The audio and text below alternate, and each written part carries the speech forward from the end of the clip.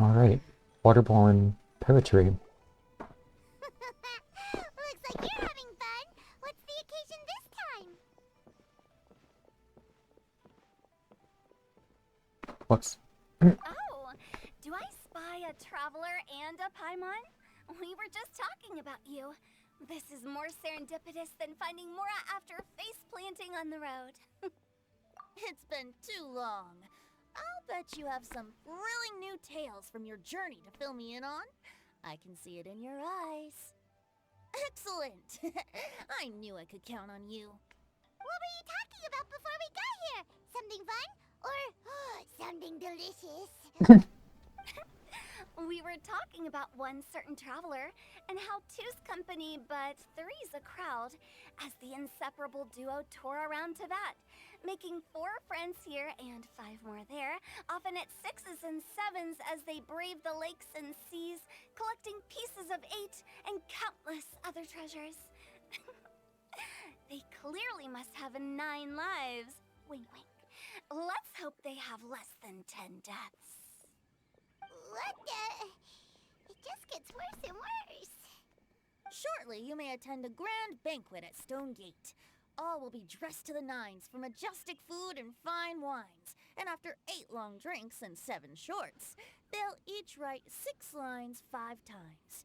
You've been to all 4 corners of the world, so in 3 short seconds, can you guess from these 2 stanzas of 1 speech each what this event is about? Correct! It's a poetry gala, and Mondstadt and Liyue are hosting it together. Do you still remember the promise I made to the distinguished director Who here during the lantern rite? Oh, something about writing poetry together? That's right. At the dinner table that night, I just knew this young bard was a rare talent with exceptional taste. You know, it's rare to encounter such a kindred spirit. And now, I finally seized the chance to collaborate. It took me much trekking across the land to petition Eugene Terrace and contact the Knights of Favonius, but eventually, in the spirit of friendship and poetry sharing, I managed to successfully organize the neighboring nation's congenial poetry gala. Bit of a weird name. Liyue's poetry is known far and wide, and Mondstadt is the city of wine and song. With 2 nations teaming up, it'll be double the fun, and a great chance for people from both places to get to know one another. Hutao and I will be the co-hosts for this poetry gala. Of course, I haven't studied the various forms and formalities of Liyue poetry for very long, so please forgive my dreadful performance just now. Not at all, Venti. You followed my lead most excellently. You flatter me. Well, this sounds like fun. Let's get involved! I wonder what Hu Tao's vision looks like with star-shaped pupils. Oh, Paimon, sure you'll be amazing! Remember that time in Liyue when Paimon gave you the first half of a couplet? Wind rises, winds never churn. You came up with the second half right away! Oh, looks like someone's got a knack for this. Perhaps we'll have to raise the difficulty a little. Alright, so basically you guys are here to discuss the activities for the poetry gala, right? Oh, looks like little Paimon's brain has gained a wrinkle or 2. You guessed it so effortlessly, but you still guessed it wrong. Huh? Wait, Paimon guessed wrong? We came here Rude hoping brain to invite a insinuations. special guest. I already told you, I'm not going. Xiao, you're here too! Never having penned a verse myself, how could I hope to judge the poetry of others? Besides, afflicted with karma as I am, the raucous atmosphere you are cultivating is precisely the kind which I must avoid, as you well know. Hey now, there's a first time for everything, right? We all start from itsy bitsy spider, but give it a shot and you'll be wandering lonely as a cloud in no time. And you don't even have to join us in person if you really don't want to.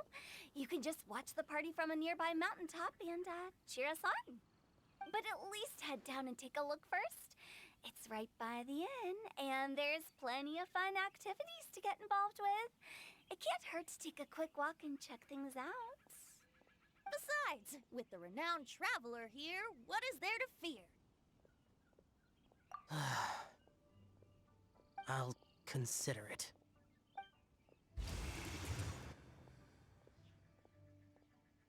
It's nearly time. Why don't you all head to the venue and take a look around? Quite a few of your friends should have arrived by now. Yes, that's right. Venti and I still need to discuss the poem for the opening ceremony. So, we'll catch up with you later. Plus, our Adeptus friend might need a bit more convincing. We'll see if we can coax him down. Gotcha! We'll be on our way then!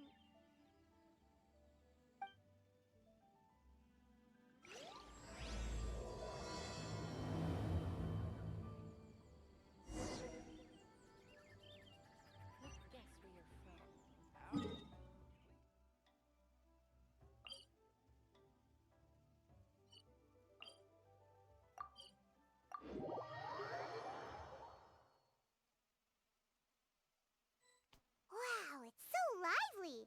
Didn't think there'd be so many people here already. And a lot... Well, look who's here. This poetry fest seems to have attracted talent of the highest caliber. Hey! Shincho and Chongyun are here too! I was actually heading into the mountains to train, but he accosted me on the way and dragged me here. Oh, how your words wound me. Is it not the responsibility of an exorcist of Liyue to ensure that this celebration of friendship between our two nations stays free of evil spirits? Besides, this is an excellent opportunity to meet heroes who have come from far and wide. Surely, you must be curious as to how that heroine of Mondstadt was able to lift such heavy objects like they were but a feather. Are you talking about Noelle? Yeah, she's super strong! Oh? Well, since you are so well acquainted, could we trouble you to introduce us later? Okay, fine. But don't forget to help me with my investigation like you promised. That's the only reason I agreed to come at all. Huh? What investigation? Naturally, I could never forget such a thing. My word is my bond. Relax, dear Paimon. All will be revealed in time. Okay.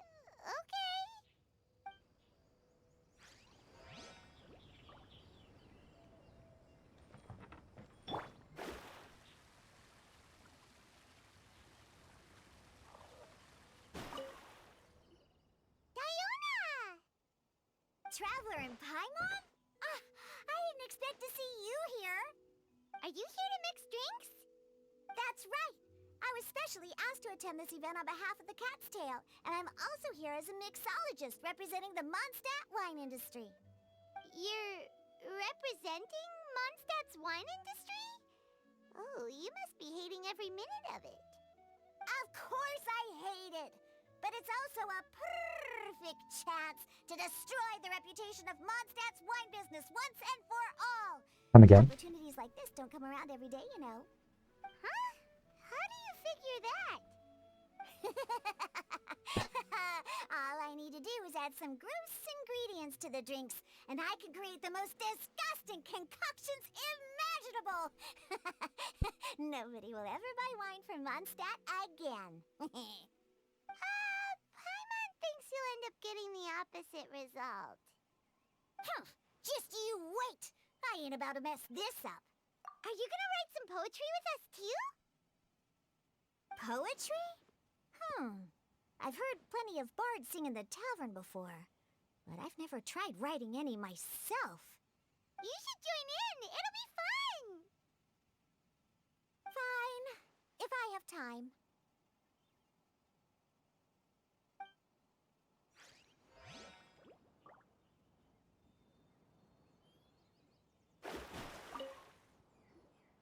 Mika! Noelle!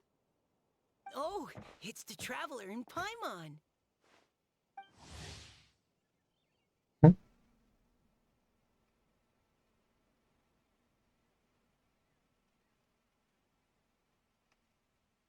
Are you here for the neighboring nation's congenial poetry gala as well? Surely we've already met Noelle. Surely. You said that with a straight face? R representatives? No. Nothing fancy like that. We were sent here by the Knights of Favonius to help maintain order and set up the venue. But I didn't really do anything useful so far. Noelle brought all these tables and chairs here from Mondstadt by herself. She's a true knight. On her No, back. that's just not true. Your efforts were indispensable. You selected the venue, drew up the layout, and so on. Also, you're the true knight here. I'm still in training. If anything, I should be addressing you as Sir. What? No. Please don't. Just keep calling me Mika. Why does it feel like these two could keep this up all day? Anyway, Master Jane did say that as long as we keep on top of our work, we should take a look around while we're here and get involved in the poetry gala as much as we can. I'm hung up on how she brought all the furniture by herself. But I haven't written much poetry before, so I'm not sure if I'll fit in. I actually have the same concern. Yeah, plus, you won't be alone. We're joining too. The Traveler's a really good writer, you know. Really? In that case, we'll try our best too. Perhaps. The challenge of writing poetry is a rite of passage that all who wish to qualify as a knight must eventually face. Paimon wouldn't go that far. But anyway, no backing out now. See you soon! Sure. Maybe you can teach me a thing or two. Oh, Mika beat me to it. I was gonna ask for help too.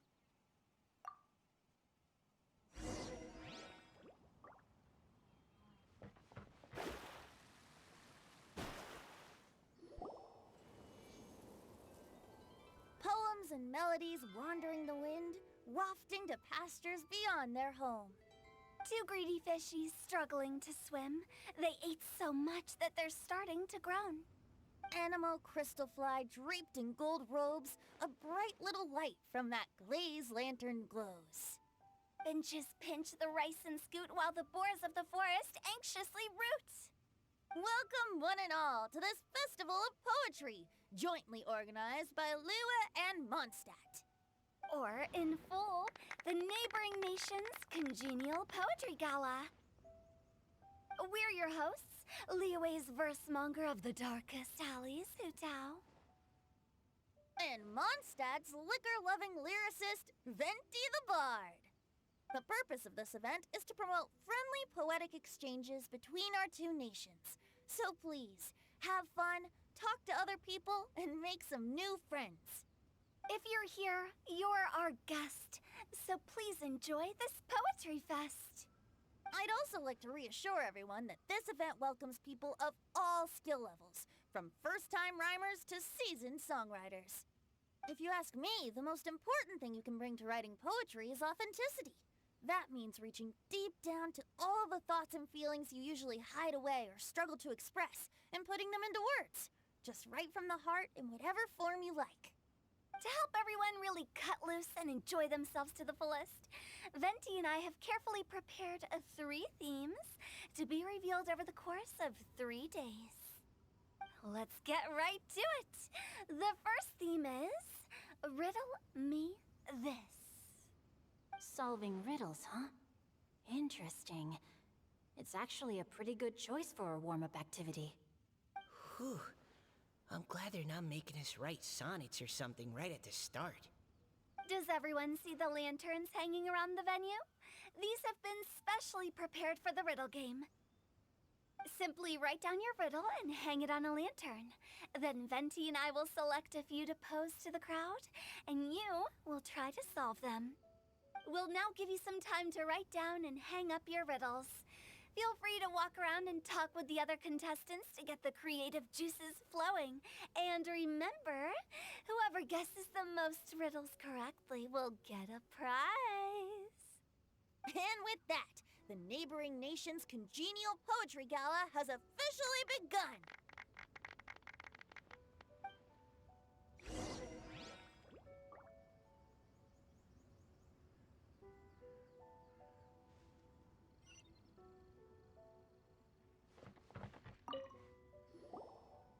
Oh, let's see what's on this lantern.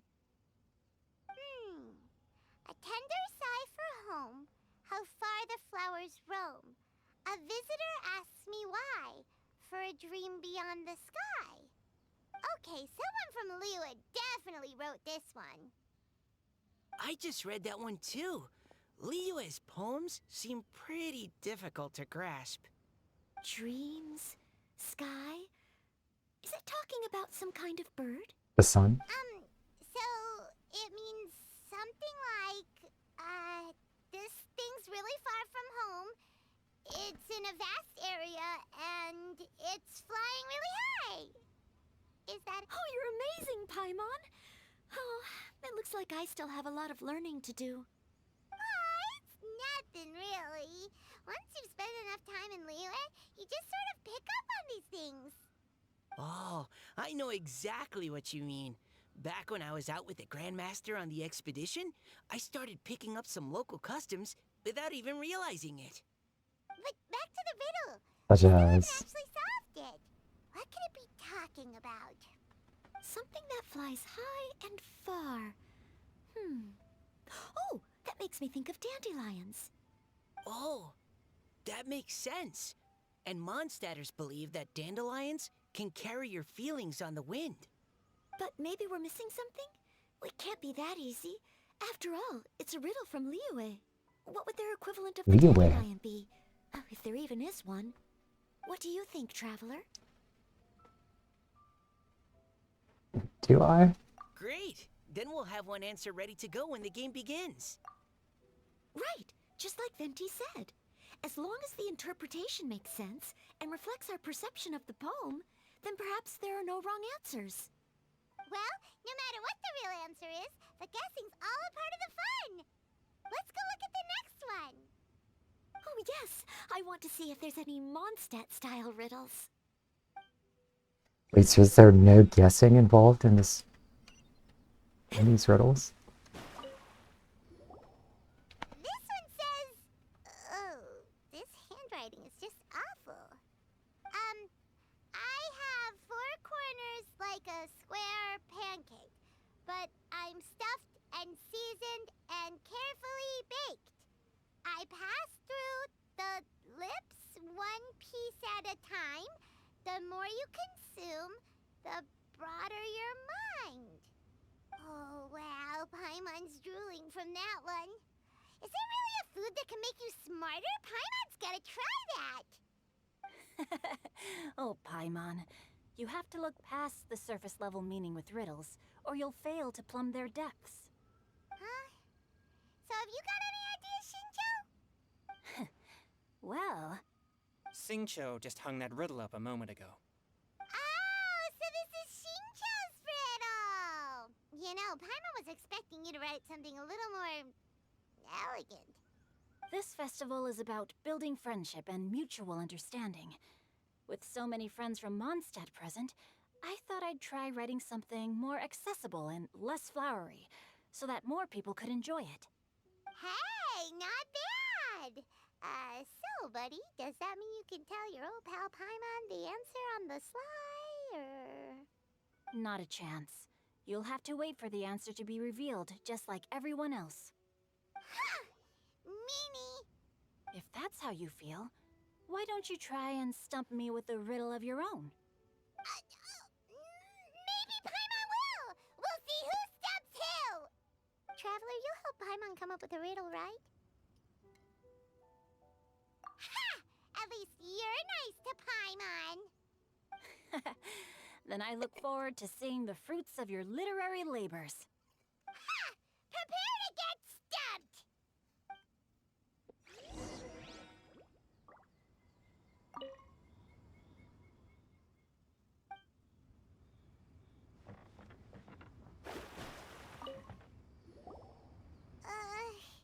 Even though Paimon said she'd write a riddle, Paimon really doesn't have any clue how. Let's start by reading a few more of other people's for inspiration. On 4 long legs, my slim body sits.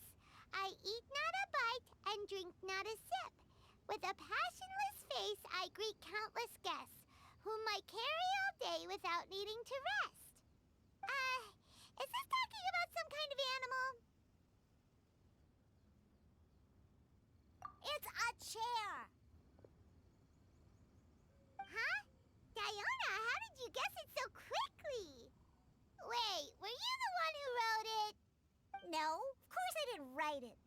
answer just popped into my head. I'm always telling the cats in the tavern that the chairs get tired from working all the time, so they shouldn't use them to sharpen their claws. Oh, okay. So a riddle needs to have a bait and switch. Are you trying to write one? Yep, and thanks to you, Paimon's just thought of one. Maybe I should try to come up with one too. All right, Paimon's riddle is now hanging up. Diona, do you want to know the answer? Nah, no need. I don't really care about winning a prize. Oh, okay then. Well, looks like it's time to carry on with the event. We should regroup with the others. Sure, have fun.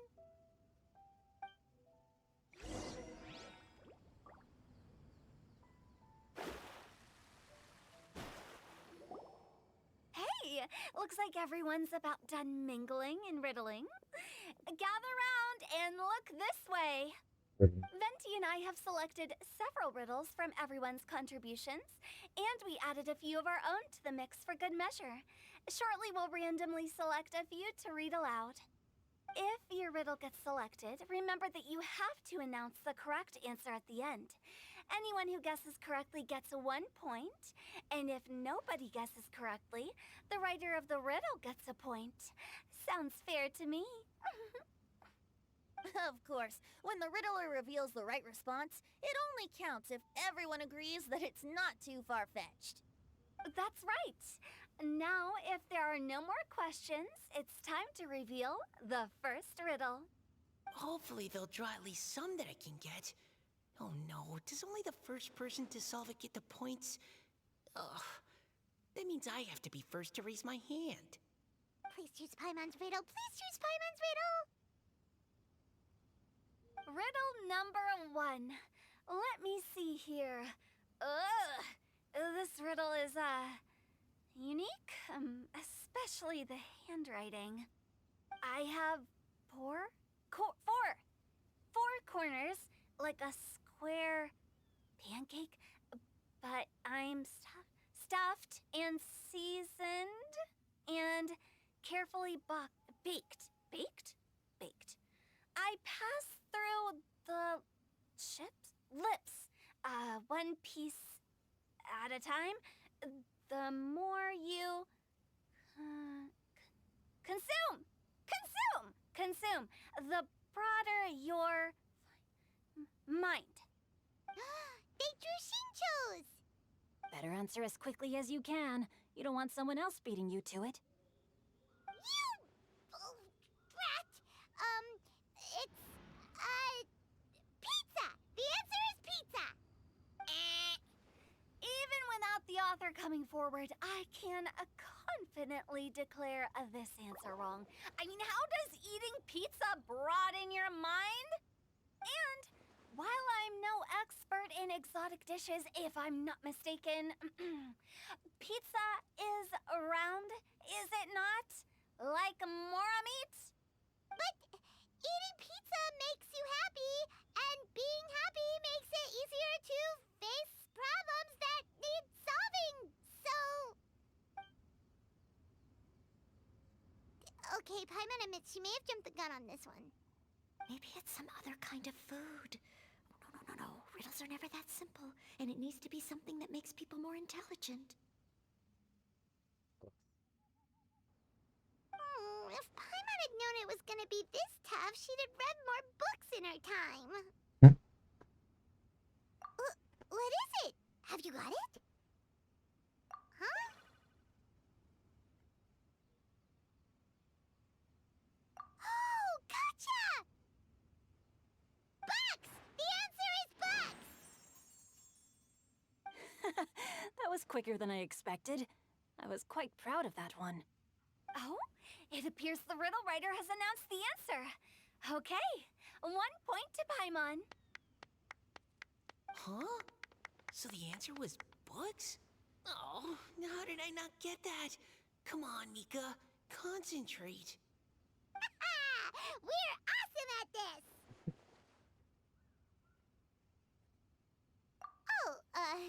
What Paimon meant to say was that you're awesome at this. Thanks for the point, Traveler. On to riddle number 2. I gotta get in there first this time. High above the wispy clouds, amidst the gloomy snow-filled shroud, standing alone on an icy stage, beneath it every lowly sage. Looks like a poem from Leela. Oh, it's... I got it!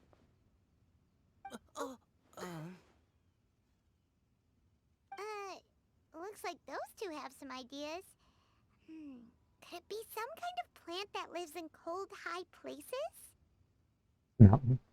Mika, please go ahead. As a full knight of Favonius, you represent all of us from Mondstadt here. No, how could I?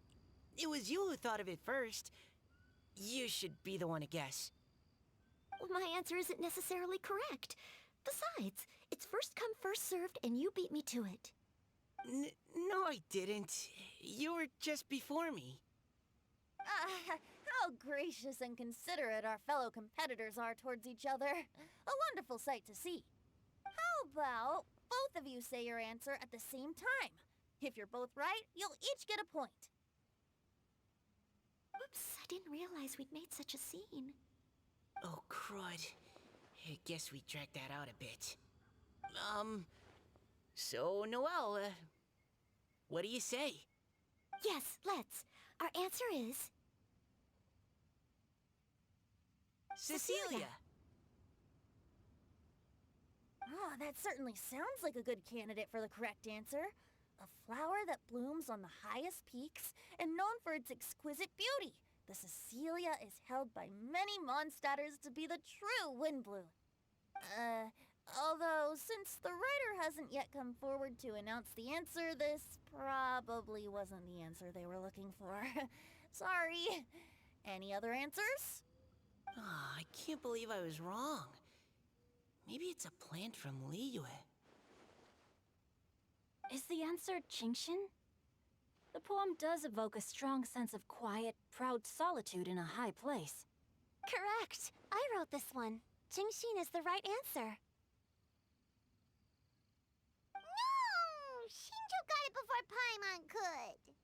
However, after listening to the host's description, I do remember reading about Cecilia flowers in a book once. They definitely fit the description of a pure flower standing proudly and alone on high. So, I'd like to approve the answer from our two friends from Mondstadt as well. Really? Oh, thank you so much! Well, since even the Riddler themselves agrees, all 3 contestants earn a point each. Darn it! Shinjo's caught up to Paimon already! Yeah, you're probably right. Moving now to our third riddle. Huh? Why is the handwriting so... floaty? What's got no wings but flies in the air, never gets tired of floating up there. So full of mora it comes out the nose, but in the sea, glug glug glug, down it goes. That's Paimon's. They picked Paimon's riddle. Yay!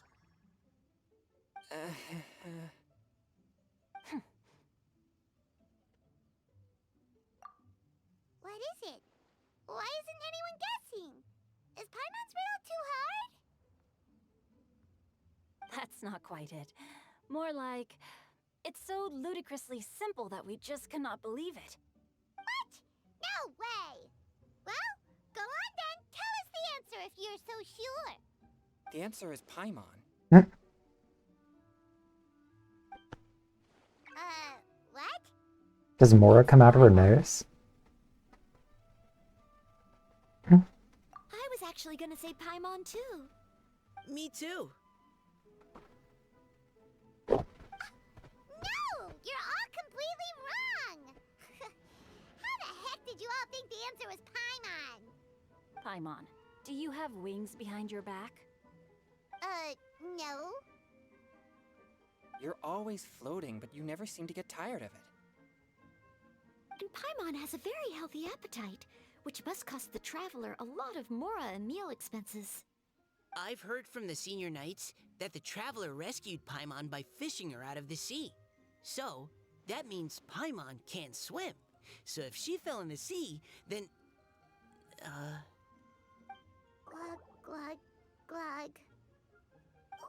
Wait. Now Paimon's doubting herself.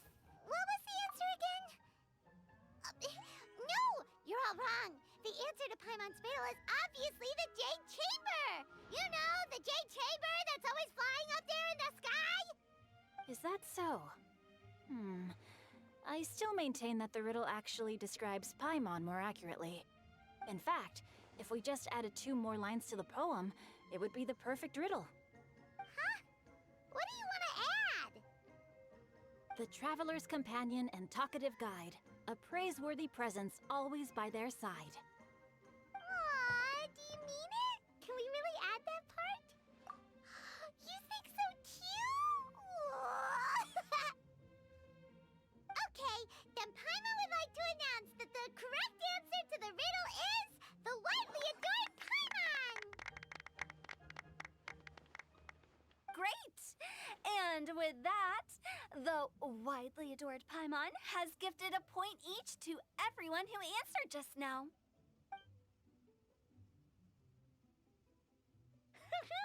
Guessing riddles is a lot of fun.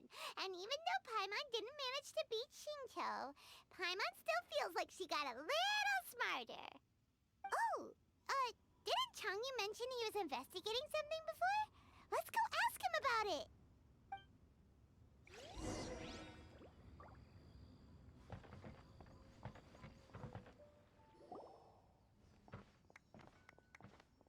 Hey, you two! Oh? Hi, Paimon. You know, for a moment there, I was worried I might lose to you. Oh, are you collecting your prize right now? I am indeed.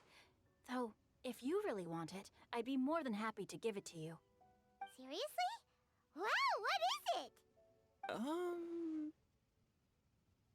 A most generous donation by yours truly as director of the Wangsheng Funeral Parlor. Namely, a buy one, get one free coupon for our high-end customized service package. It's a pleasant surprise to learn you're so interested in it, Paimon. Nope, nuh-uh, no thank you, hard pass, you can keep it. Are you sure? In that case, I'll gladly take it. Here you are.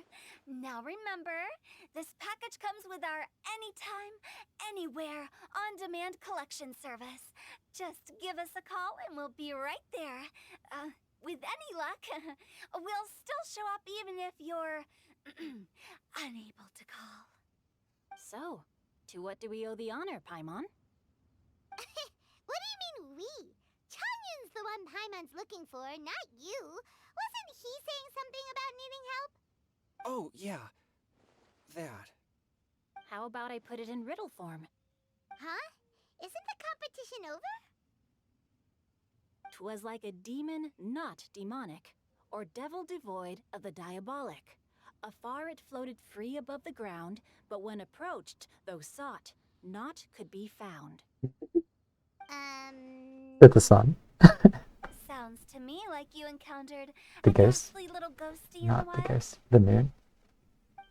Perhaps I should just explain it. Basically, while I was training this morning, I suddenly caught sight of a non-human entity. Dun dun dun. It was floating in the air without any kind of external aid, and its body was almost transparent. At first I thought I'd finally encountered a demon that wasn't repelled by my pure yang spirit, and immediately prepared to exorcise it. But none of my methods had any effect on it, and when I went to try and get a closer look at it and tried to ascertain what I was dealing with, it disappeared into thin air. You're sure it's not a ghost or spirit of some kind? Quite sure. I could sense that it had a physical body, and if it were a spirit, I'm sure it would have been scared away long before I saw it. It's all my fault. I got overexcited, and in my haste, I didn't ascertain its true nature before taking action. Thinking back on it, if it wasn't an evil spirit, maybe I offended some kind of adeptus, or illuminated beast. You shouldn't blame yourself. It was something you'd never seen before. Anyone else would have reacted the same way. Besides, we're making up for it now by doing our best to find out the truth. Any thoughts, Venti? Have you managed to untangle Chongyun's twisted tail? Why don't you take a guess first, Hu Tao? Oh, that means you have. I can't be absolutely certain, but I'm reasonably sure it's not what Liyue would call an evil spirit or demon. So whatever it is, it's not dangerous. How about this? We can incorporate a search element into tomorrow's poetry activity.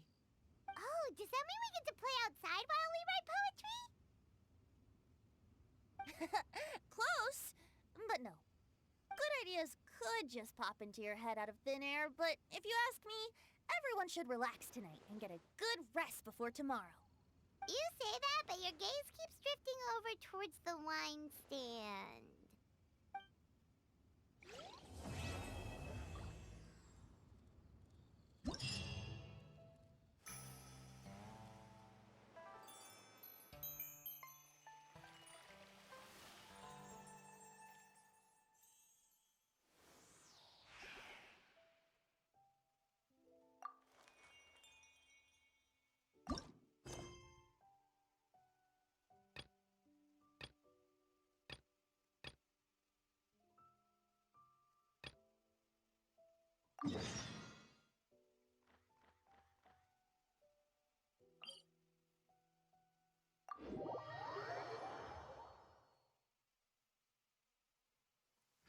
With rain this heavy, not only are the stars clouded, so too is my scryglass hazy.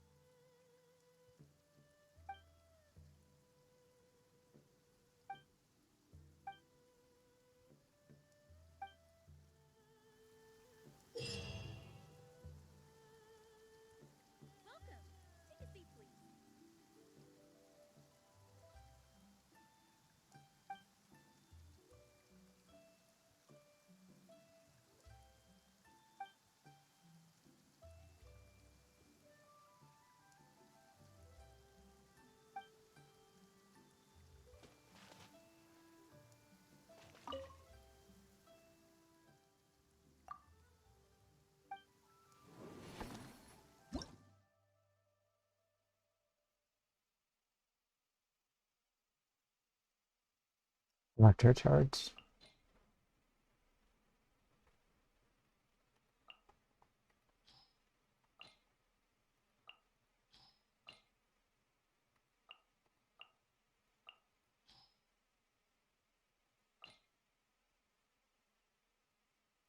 Frozen.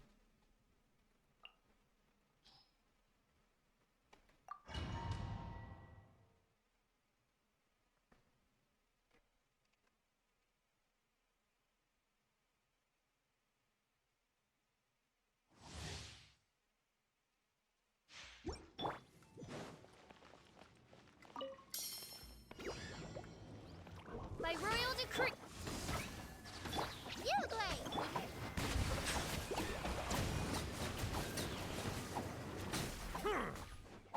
Be sanctified.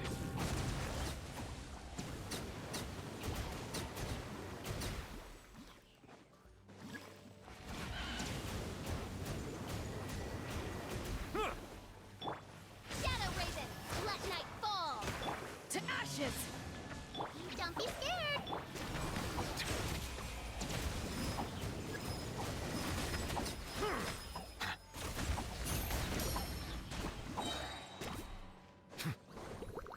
Let the mighty be humbled.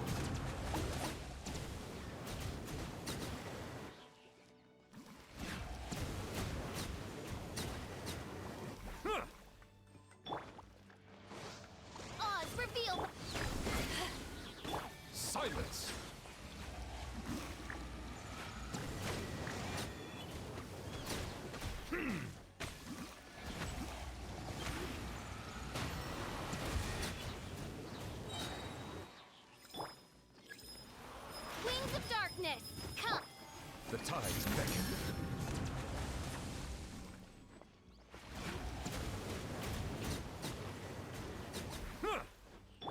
Ready, go! Think Eyes on me! By royal decree! Settle down.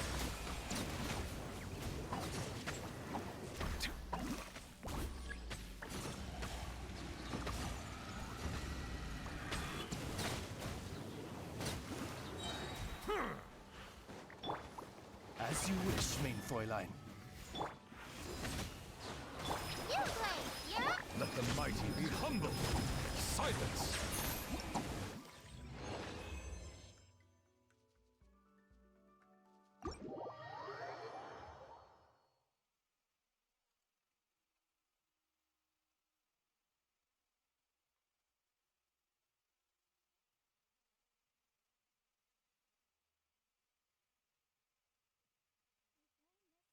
Not only are the stars clouded, so too is my scryglass hazy.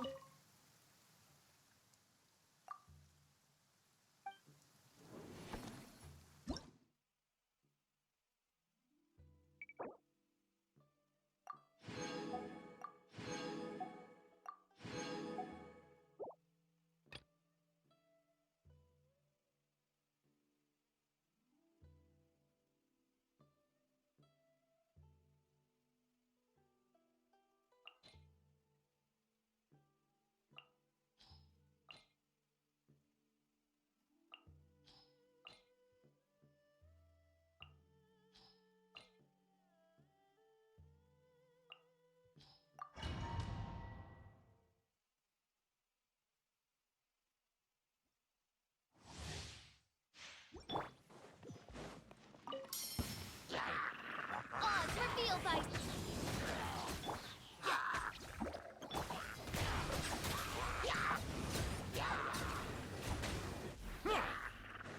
The tides beckon.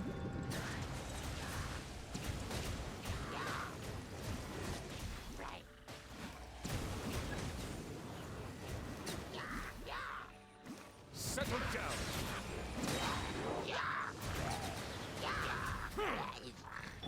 By royal decree! Don't be scared! Let the mighty be humble.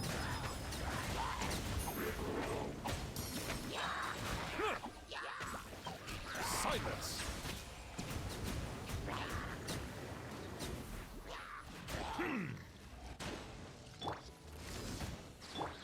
Stay put! Odds revealed! Bow your head. The tides beckon.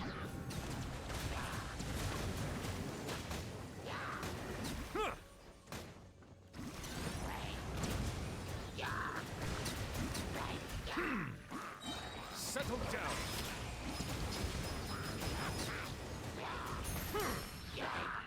Let the mighty be humble.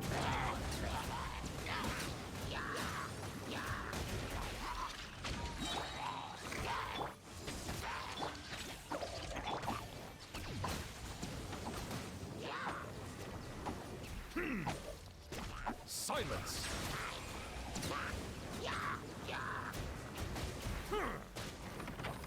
Be sanctified.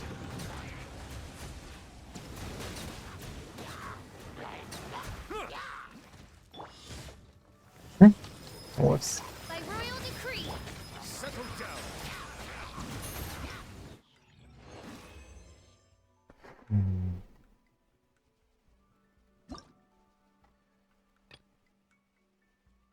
Swirl.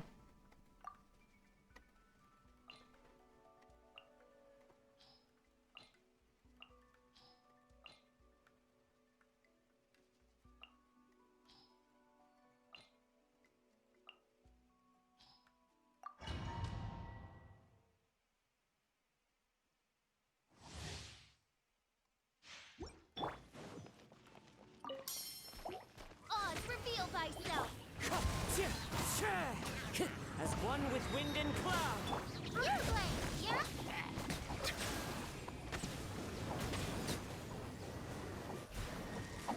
The tides beckon.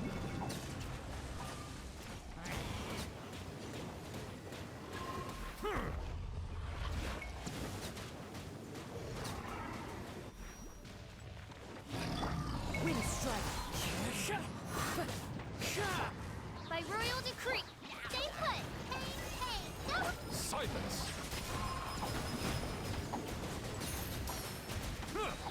Be sanctified.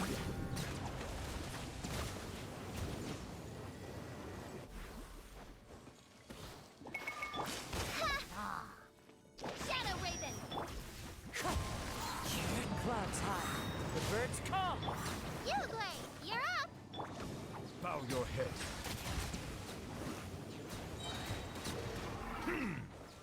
The tides beckon.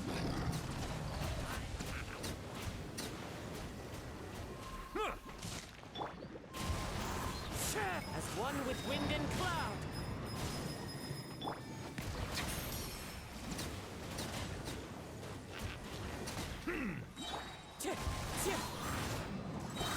Let the mighty be humbled.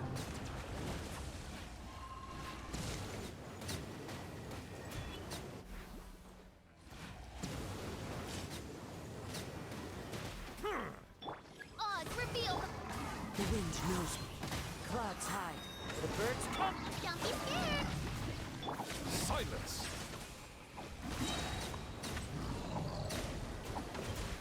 Be sanctified.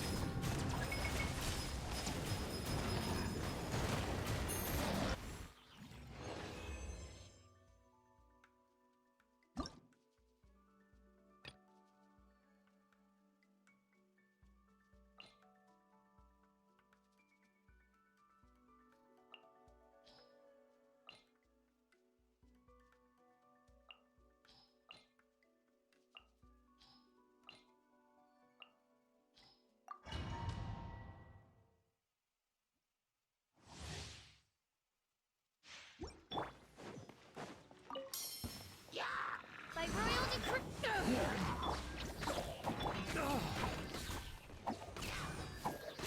Settle down. Let the mighty be humbled.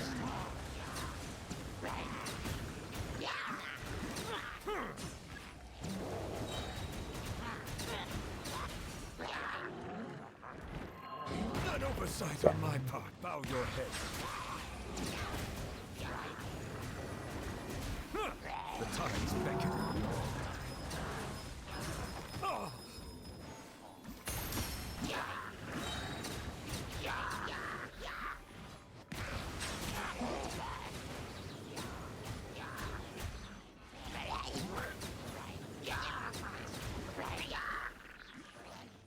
Be sanctified.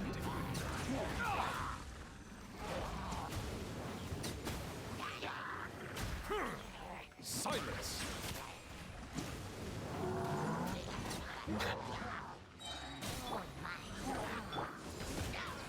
Uglay, you're up. The tides beckon. Justice is blindsided. Yikes. I didn't kill it at all. Because it has its shield up. Settle down. But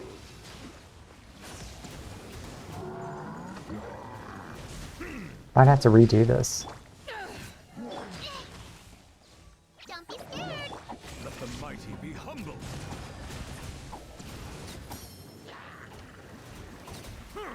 Silence!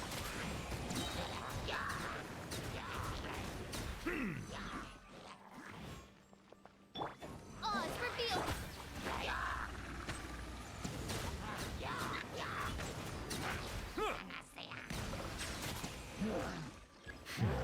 Cool. Be sanctified.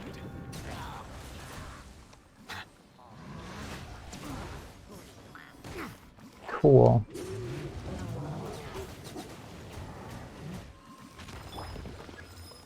Wings of darkness. Stay put. Hey, no.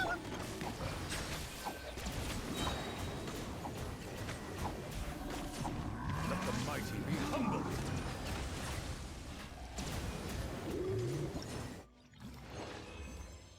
Hmm. Yeah.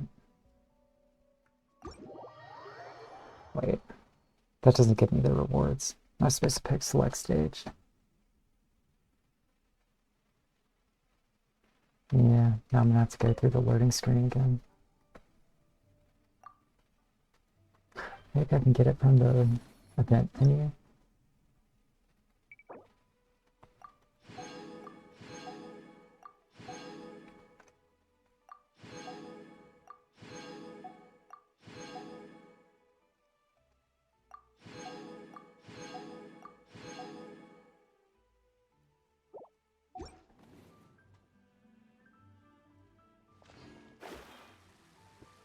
Right. Where's the platform? It's over here.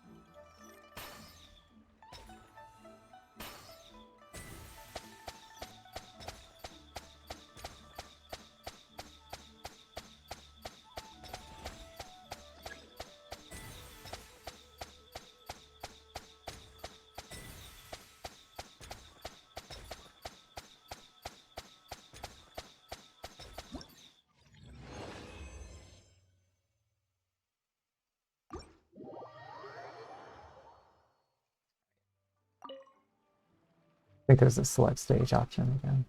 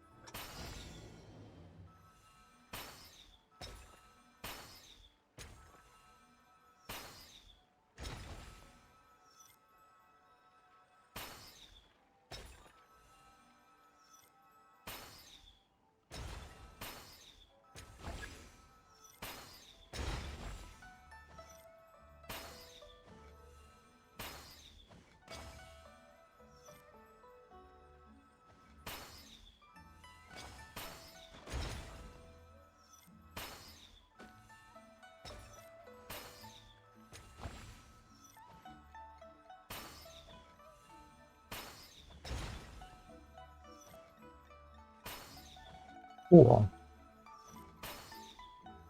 Come on.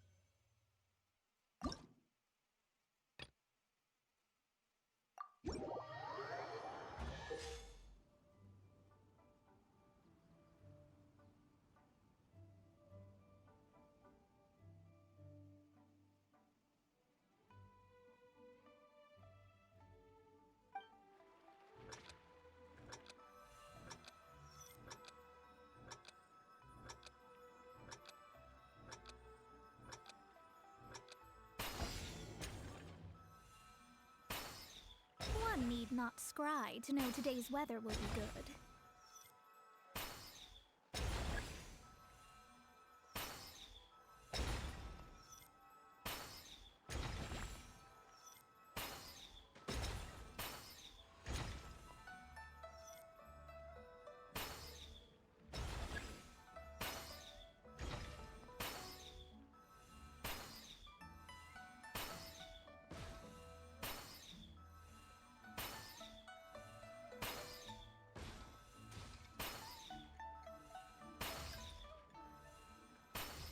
Butts.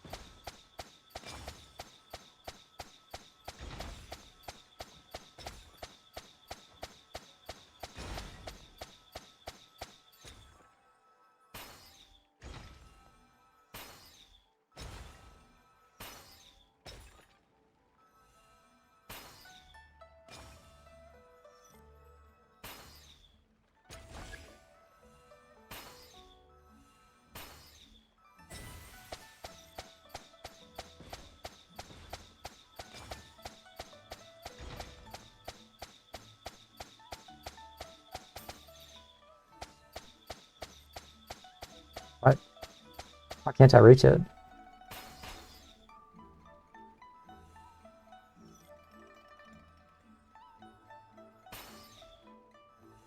Huh?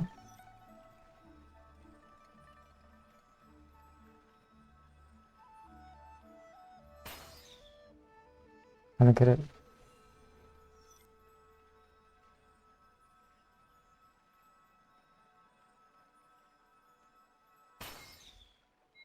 Cool.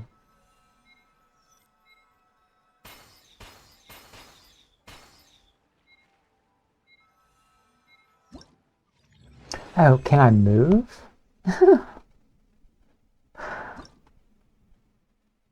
I must be able to move.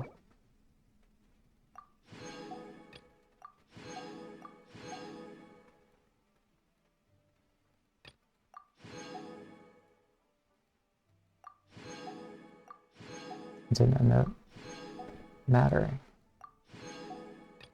Where's the claim all button?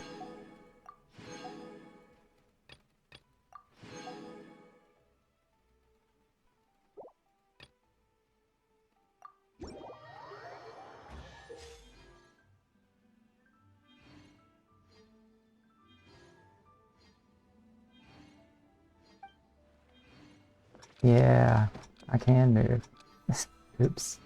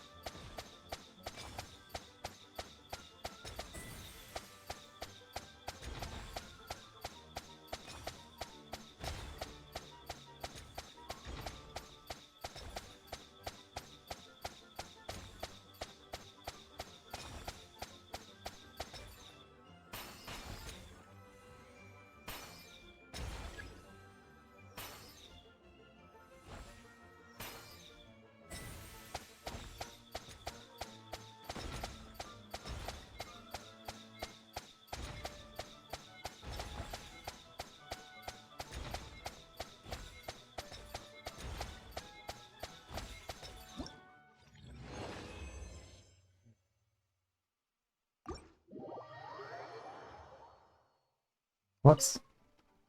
I keep forgetting to claim the rewards.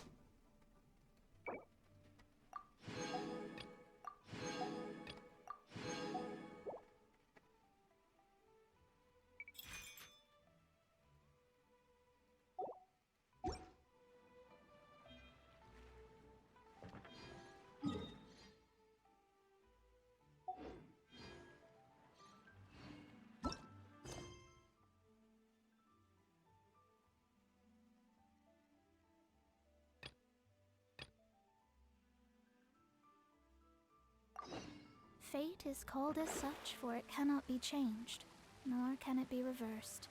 It can only but be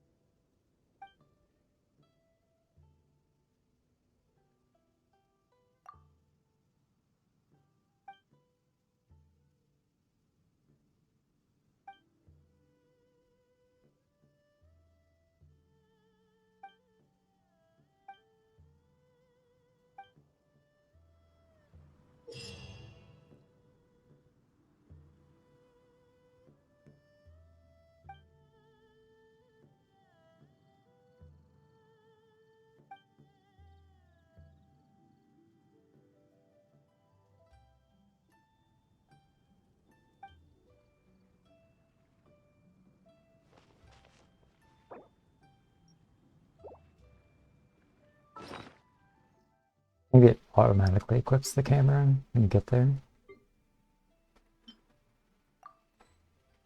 Or it's just like an event thing. Astrologers must rid themselves of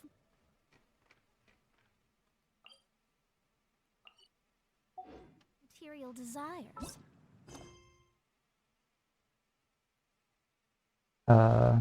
Where is it? What? Only by ridding oneself of clutter can one see the true world around.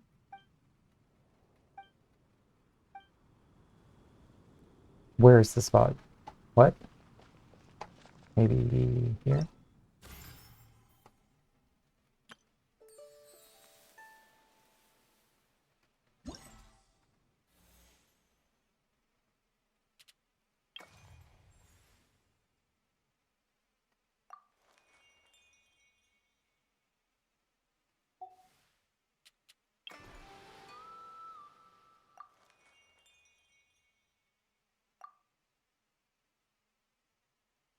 The winery? The statue?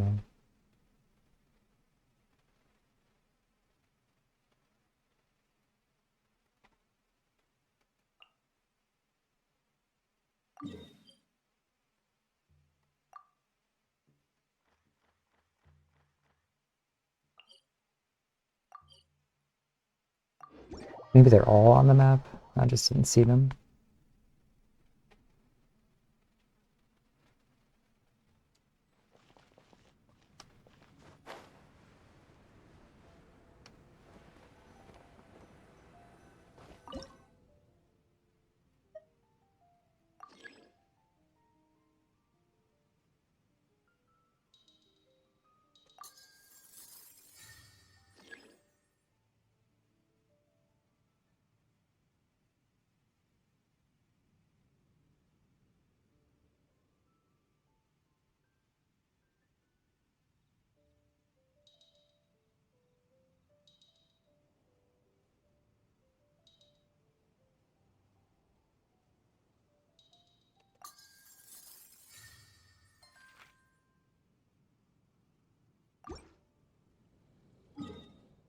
I didn't have to equip the camera.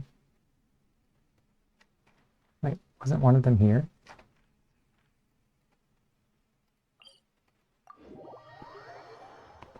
Maybe you're supposed to do them in order.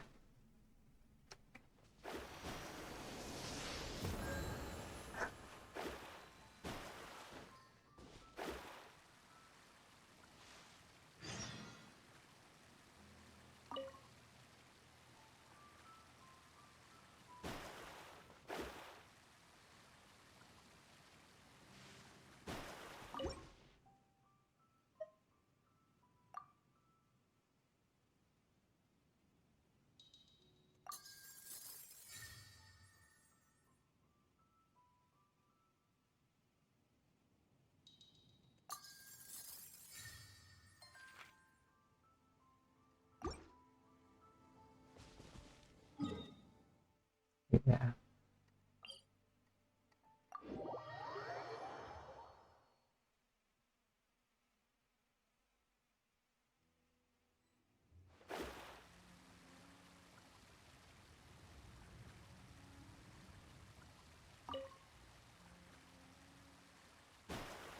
How do I get up there?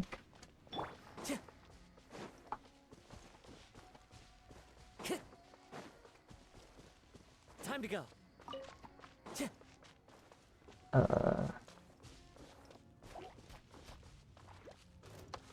One with nature.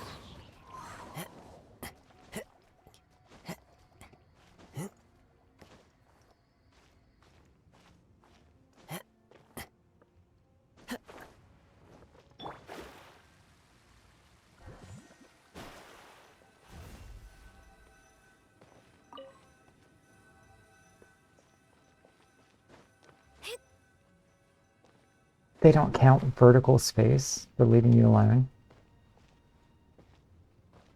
I think they don't. Cool. Well, maybe they do.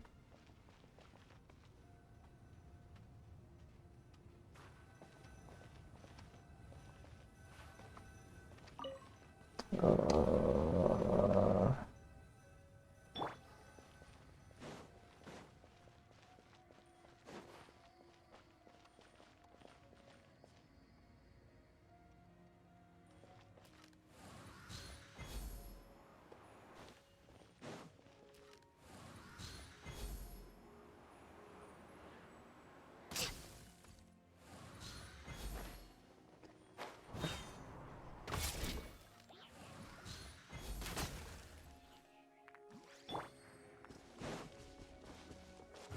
wind knows me.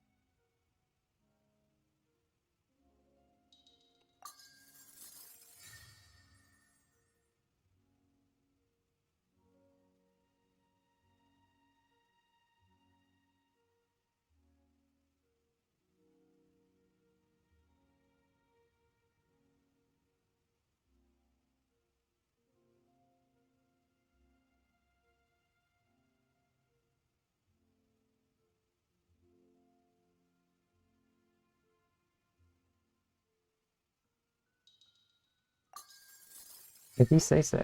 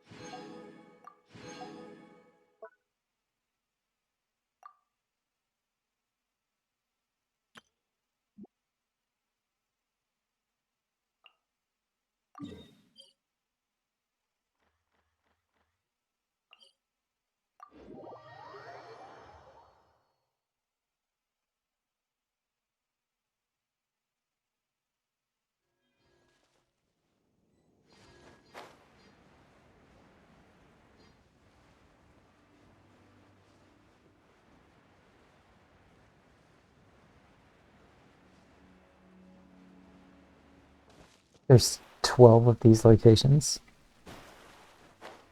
Yikes.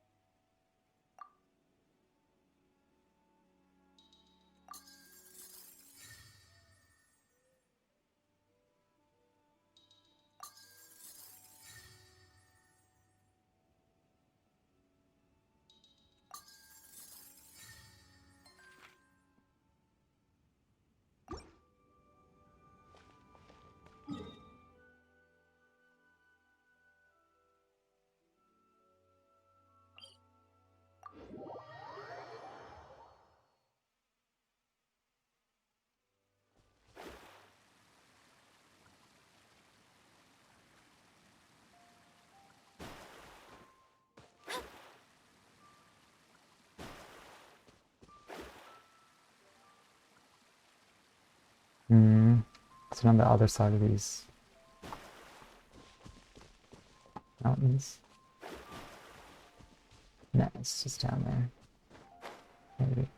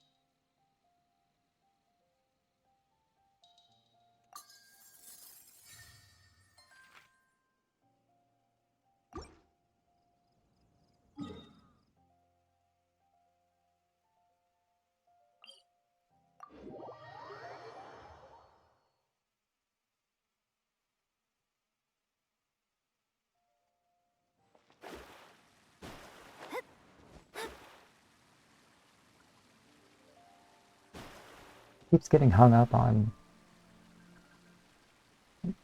6-inch drops.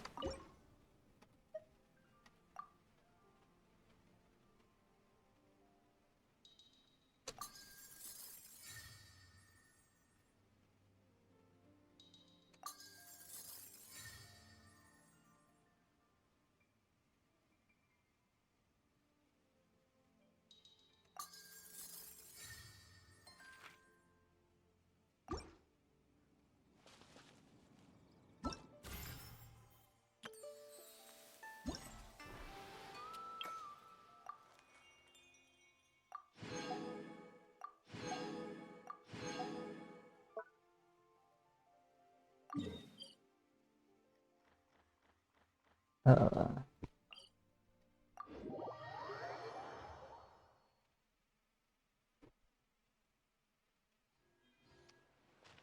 Yikes.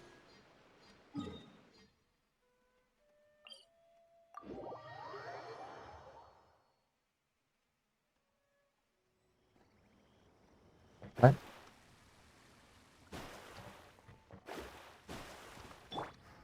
One with nature. I have to remember to break that before I leave.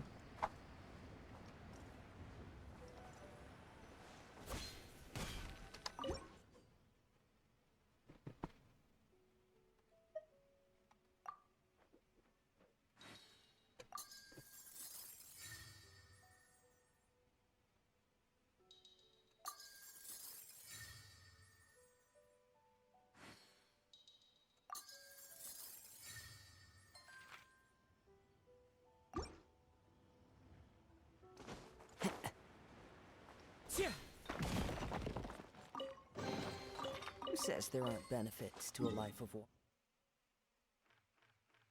Where's the next one? What?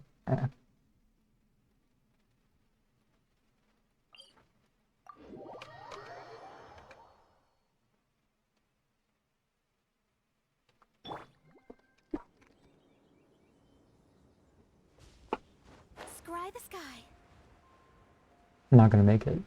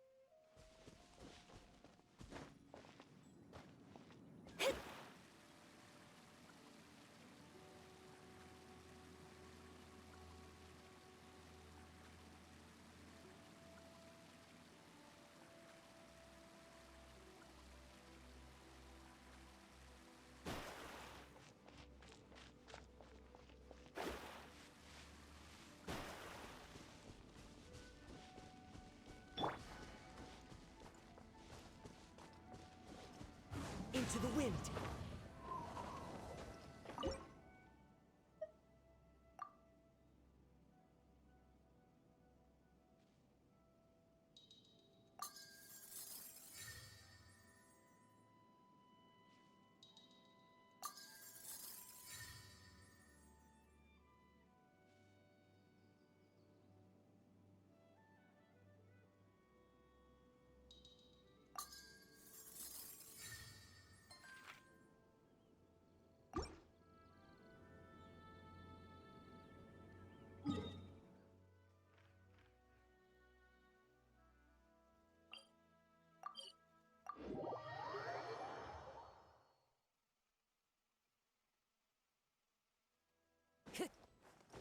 Time to go.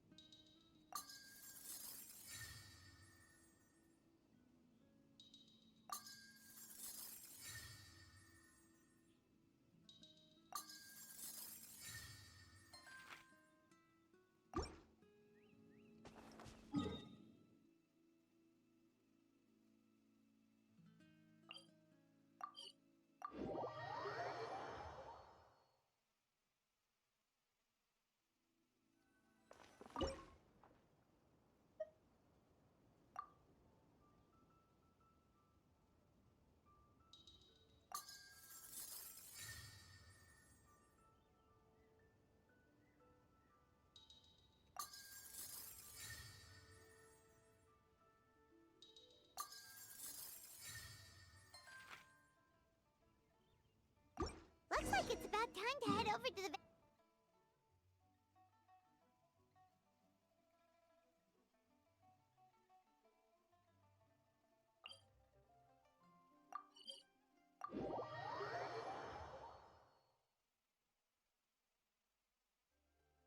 Paimon's still curious what Chongyun saw the other day.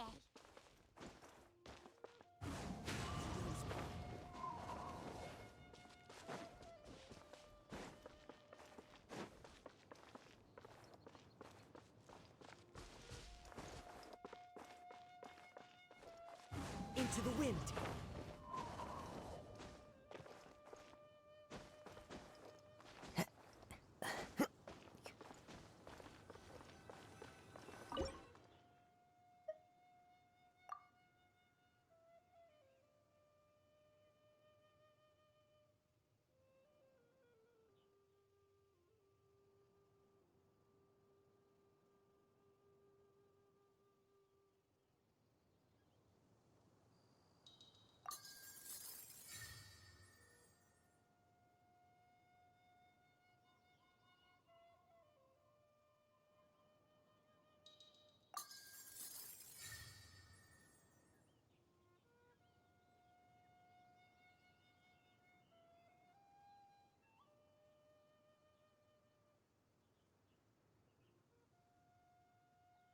What am I looking for? The road? This broken thing? The river? It's right there.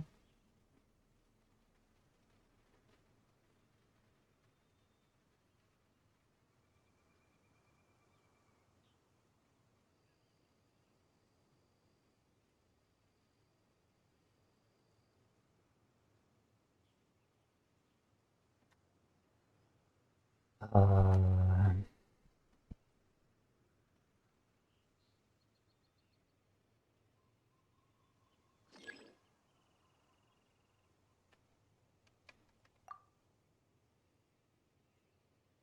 that broken shape just is not here.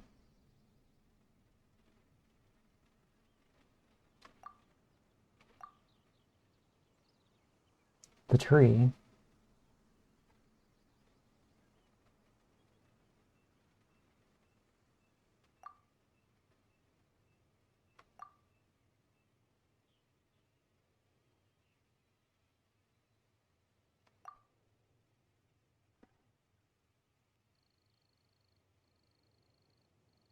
From the tree.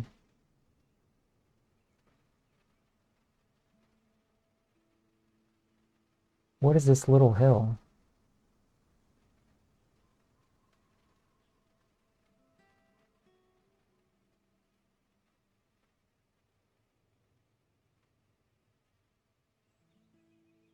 Oh, there's a clue.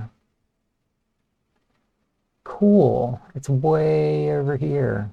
Awesome.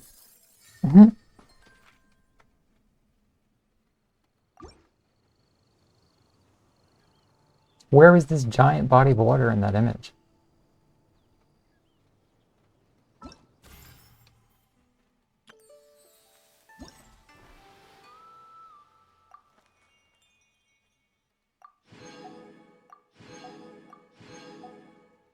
I guess I needed to find the Birkin thing, since it did end up being there.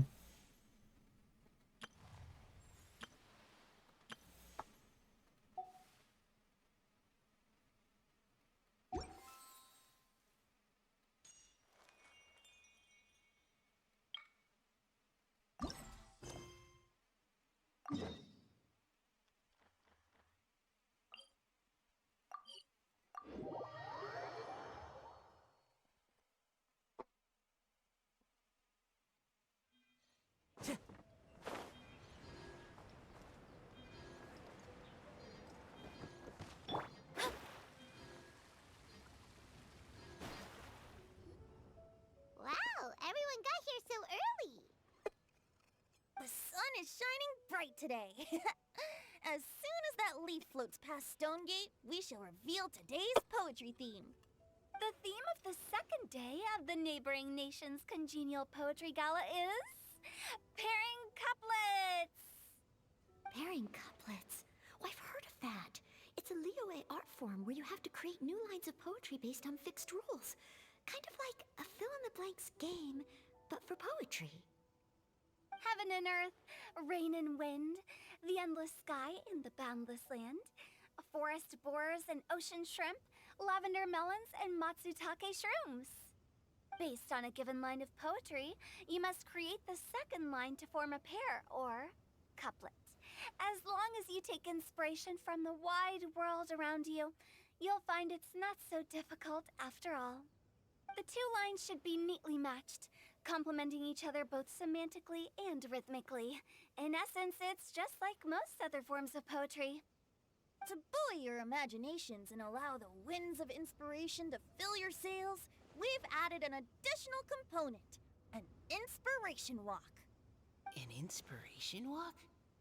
By inspiration walk, we simply mean wandering around in the wild, taking in the scenery and pocketing any poetic thoughts. Of course, to all our friends, old and new, please be careful while out and about. Wangsheng Funeral Parlor is already fully booked for the month ahead, and if there's any more demand, I'll be the only one with a smile on my face. In short, please roam freely as the mood takes you. Enjoy the spectacular scenery of our two beautiful nations, and fill your imaginations with the most pleasing of poetry. We will all reconvene here tonight. Traveler, can you round up Singcho, Chongyun, and the Mondstadt contingent? I have a favor to ask of you. Oh, is it that thing from yesterday? Thanks. I'm counting on you. So, we hope that each of you can keep an eye out for this while you're out on your inspiration walk.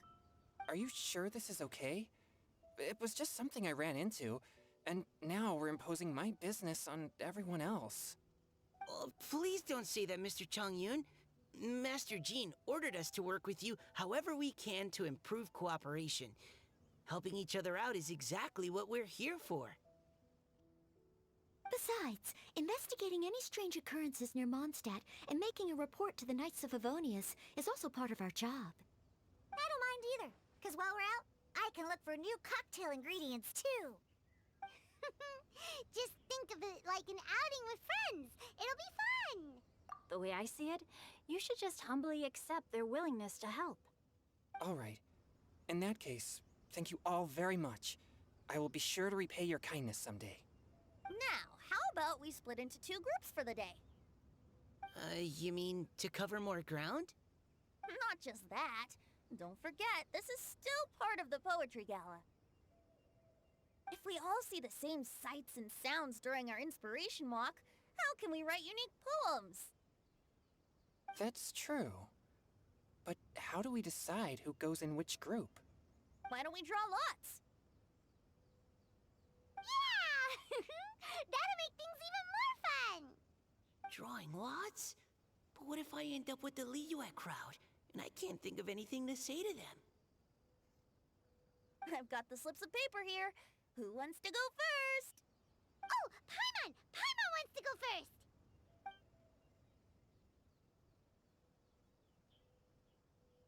Okay, so that's the Traveler, Paimon, Diona, and Chongyun in one group, and Xingqiu, Mika, and Noelle in the other. Incho. What a relief. At least I'll have Noelle with me. Then I humbly place myself at your instruction. Oh, I don't think... that won't be...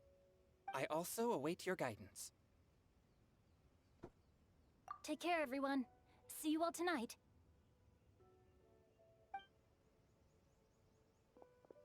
Did anyone forget to bring anything? If not, then let's get going! Dun, dun, dun, dun, dun. Come on! Wow.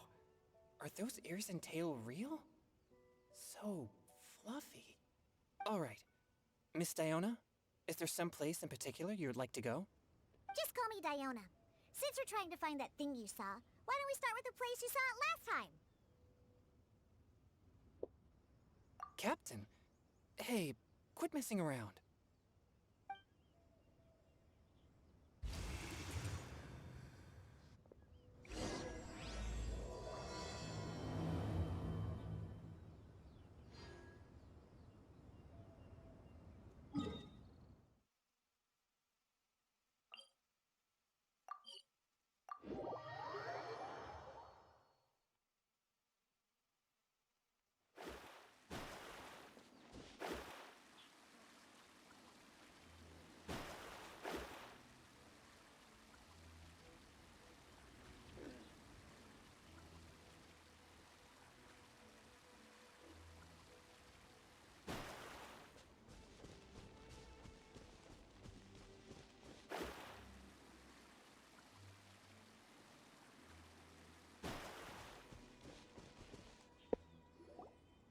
Right over there, next to the water.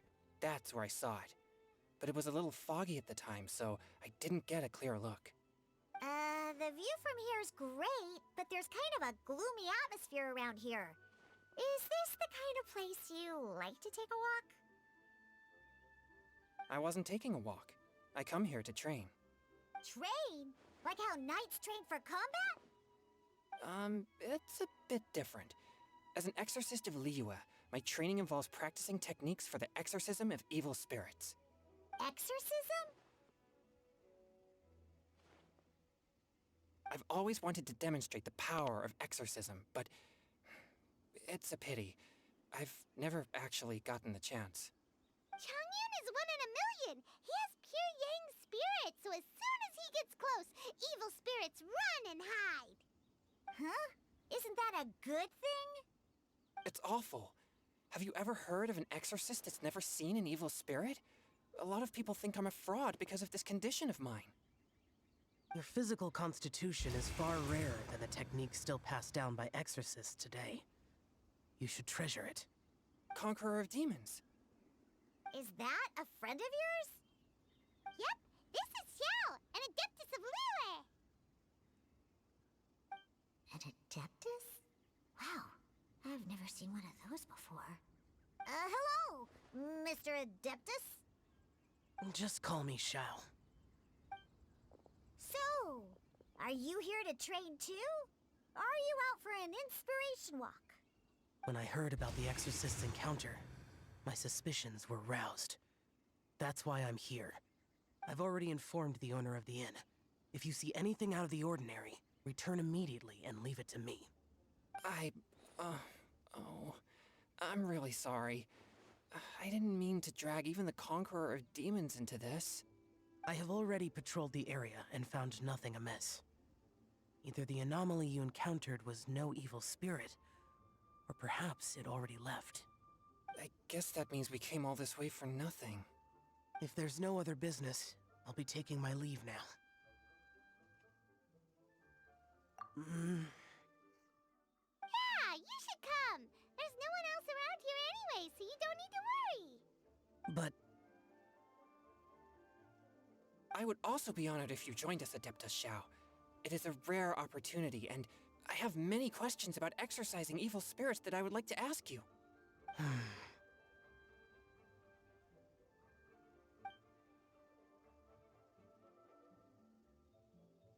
fine. Seems like this Adeptus is pretty shy. Or maybe all the Adepti in Liyue are like this. Team Chongyun! Chongyun as a new member! Yay! What? When did this become my team? Now that Adeptus Xiao is joining us, if anyone's team leader, it should be... Don't overthink it! Diona, didn't you say you wanted to find some new ingredients? Yeah, I don't get to come to Liyue very often, so I want to gather some new ingredients while I'm here. I've heard that Liyue's Chongyun chilies can set your throat on fire. Is that true? I'm gonna mix them into my drinks and give it a try. Uh-huh. Julian chilies. I'm not sure that would taste very good. Really? Perfect! Let's go pick a whole bunch of them. What the...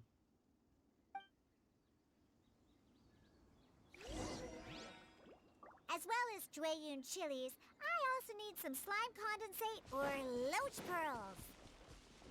Are those really fit for human consumption?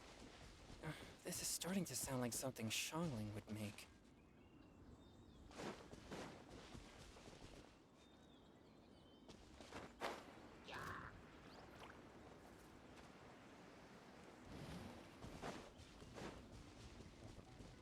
Where are the chilies? What? Oh, there they are.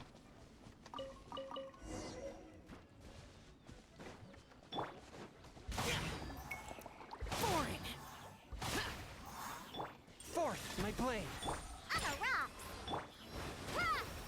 Ha! Yeah! Ha! Yeah!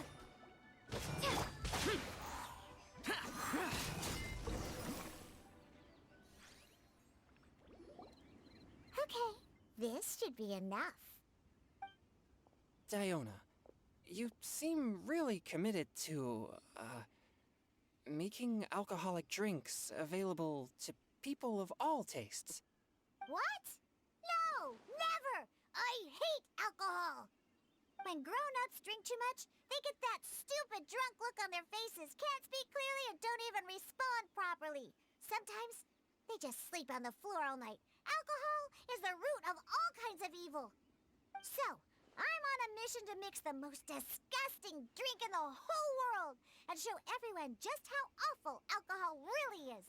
Nothing can stand in my way. If it means coming out to Liyue every day to pick fresh Chongyun chilies, then so be it.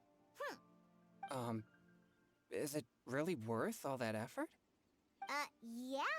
Because all my previous efforts have failed. Those stinking booze hounds not only haven't woken up to the truth of how bad alcohol is, they even keep praising my drinks. It makes me furious! But, how is that possible? If this is the kind of stuff you're throwing into their drinks, it must taste absolutely vile, surely. Are you calling me a liar? Well, if you don't believe me, I'll fix you a drink right now. Then you'll see. Huh? No need. Just you wait. Oh no. Is she really going to add those Chongyun chilies? If her claims are true, perhaps she too possesses a unique constitution of some kind. I don't see how it could have anything to do with her. Unless... she's under the influence of some kind of power? Maybe an evil spirit? No. I sense no trace of the demonic in her. Although there are traces of something else. Something rather special. In Liyue, we might say this child has adeptal affinity. It's ready. Here, I made one for Xiao too. Oh boy. Look at that color. Yep. She definitely added Chongyun chilies. What's wrong? You're not allergic to anything, are you? Don't worry, there isn't even any alcohol in it. It's a slime condensate base with a seasoning of Chongyun chilies and finished with frog legs. Surely there's no way this can possibly taste good. Oh.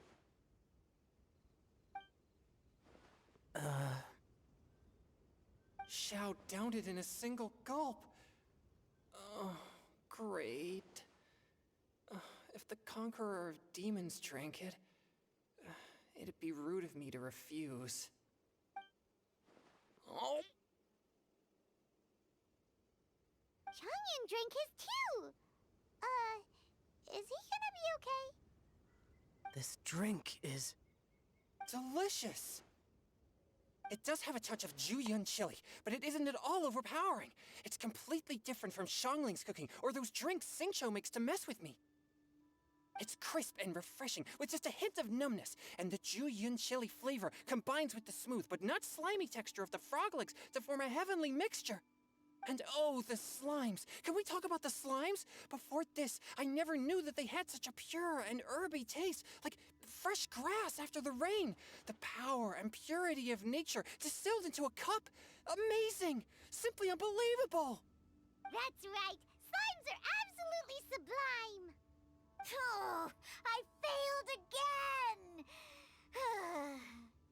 But wait, what's gotten into Chongyun?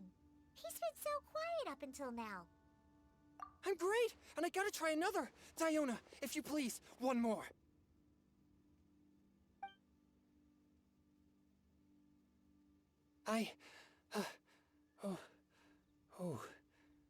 Okay. I think I've calmed down a bit. I'm sorry. I can't believe I let you all see me like that.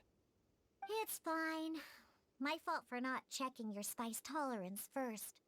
Oh, looks like this Puryang spirit isn't such a great thing to have after all. Actually, before I drank it, I very much doubted what you said about your drinks. Who'd have thought it? Diona and Chongyun are actually kinda similar. Xiao? What's wrong? Look over there. You mean the leaf? Something's written on it. What? You can see that from over here? Oh yeah, or it'll get swept away!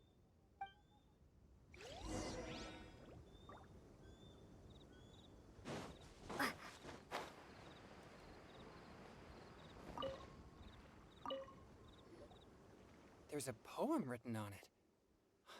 The Conqueror of Demons has truly amazing vision. Let Paimon see!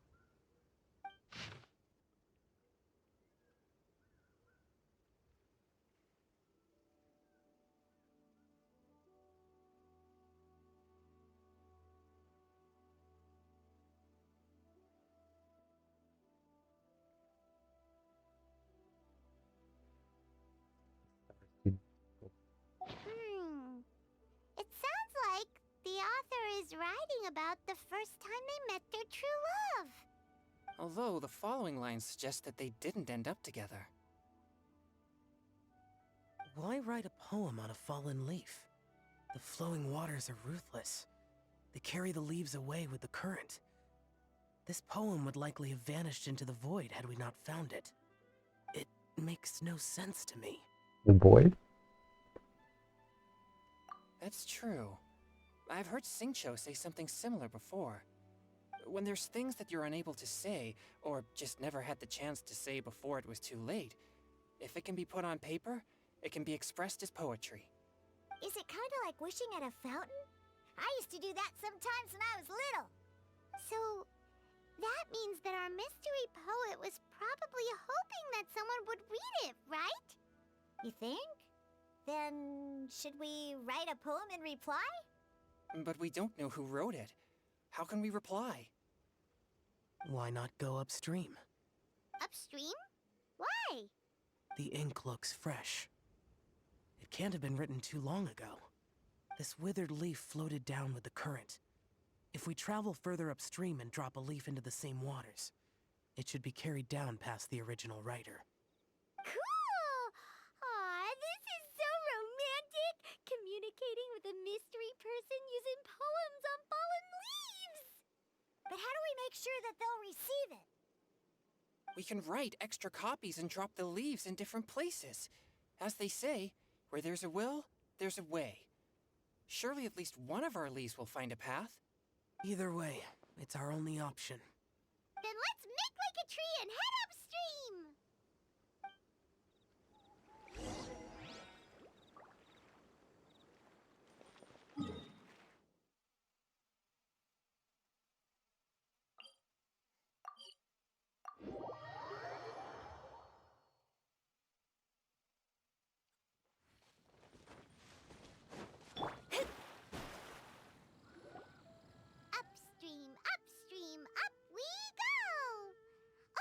Did you think of what to write yet?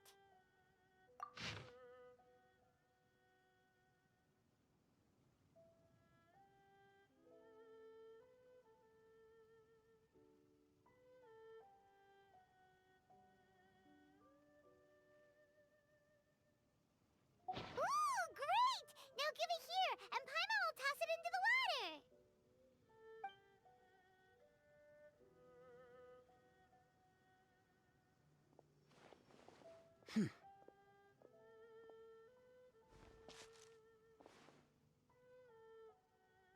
Things you never had the chance to say before it was too late. When silence is the final word, we mourn the loss of things unheard. I have little talent for, nor knowledge of poetry. The leaf's in the water. Look, it's like a little boat. Merrily, merrily down the stream. Life is but a dream.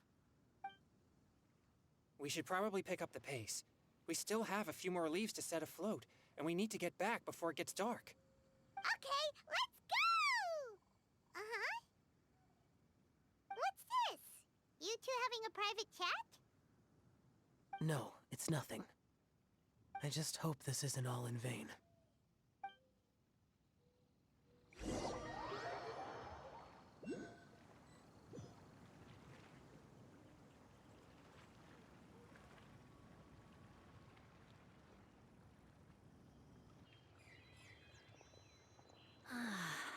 The scenery here is quite beautiful. Let's pause here to seek some inspiration. Should we set up camp? Oh, please wait a moment. I'll pitch the tent. It's an inspiration walk. There's no need for all that. Okay, well, I'll conduct reconnaissance nearby to ensure this area is safe, and see if I can't scavenge any firewood or food while I'm at it. I'll be right back.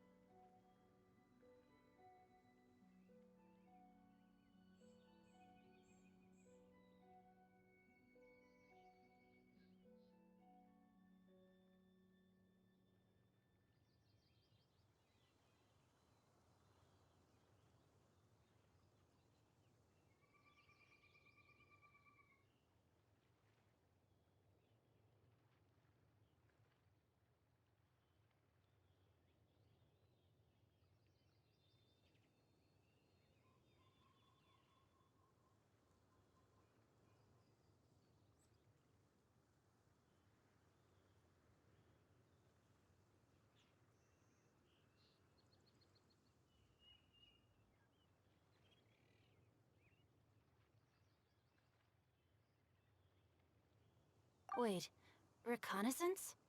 It means survey the environment and plan our route forward. It's the foundation of all operations while out in the wild. Are all inspiration walks in Mondstadt this complicated? They're acting like this is completely normal. Am I the weirdo here? In that case, I'll conduct reconnaissance with Mika. Huh? Oh, Okay then. Crumbs. Now I have to try and make small talk. Should I mention the scenery? The weather? The Very ducks. well. Then leave the camp to me. So, Xingqiu, do you, go on inspiration walks often? I do. I always get bored when I'm cooped up at home. So I head out for a stroll. Life gets busy. You have to steal a moment of leisure when you can. Cool.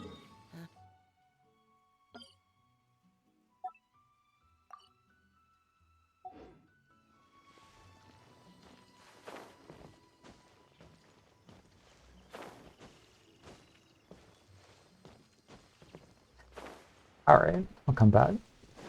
Body and mind. Time to act.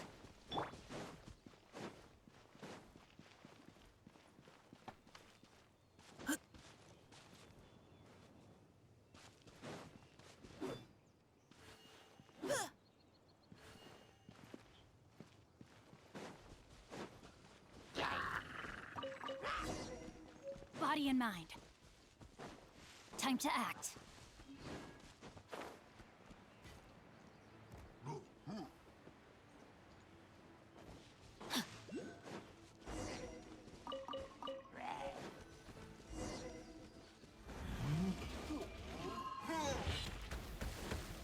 Body and mind. With this wood and the food I brought along, we can definitely put together a decent lunch. You've got quite a knack at wilderness survival. I'll give you that. Thanks. I was on an expedition with the Grandmaster of the Knights of Favonius for a while, not too long ago. I was in charge of surveying and mapping. Oh? You sound like a character from an adventure novel. Charging across the world, sword in hand. What? No, I'm nowhere near as amazing as all that. If I really run into a powerful enemy, I always leave it for someone stronger to deal with. You're too modest, Mika. A hero is measured not by the blood on his sword, but by what's in his heart. As long as a righteous heart that yearns to aid others beats within your chest, no matter where you go or what you have achieved, you may be called a hero. That all sounded pretty profound. Oh, I've never even thought about any of that before. Hello? Are you okay? Maybe we should return, lest Noelle be forced to wait on us. Oh, sure.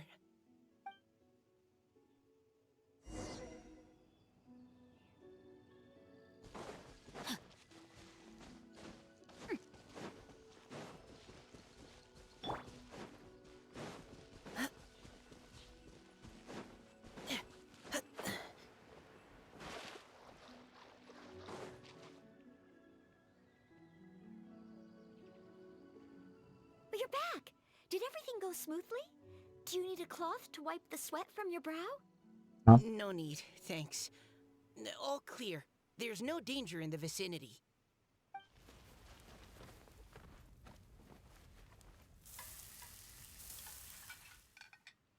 Noelle, your cooking is amazing. Every single dish is so tasty. Truly astounding.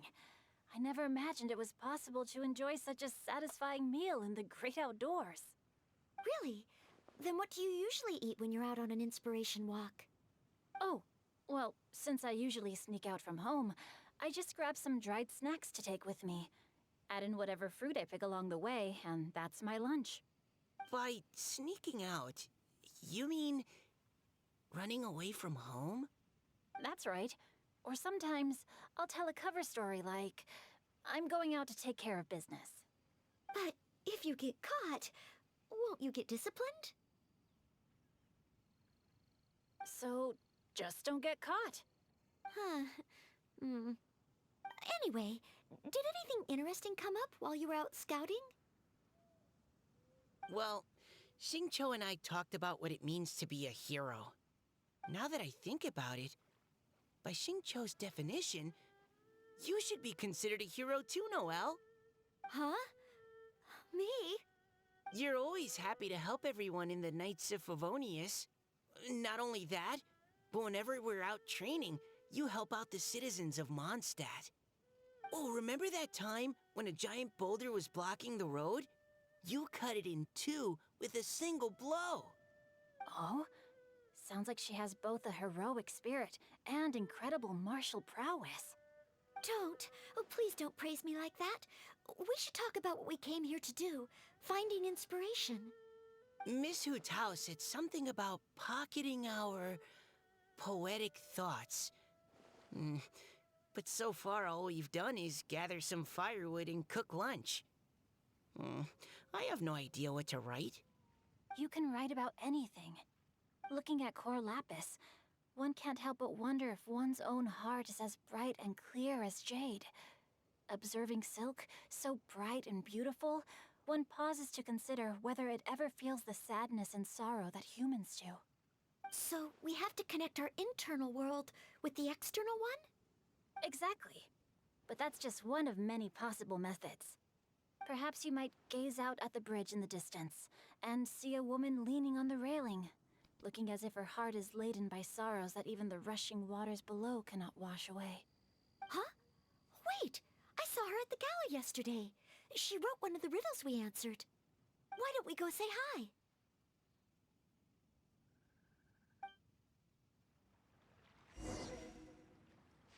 He wanted the Hydra people from the bottle.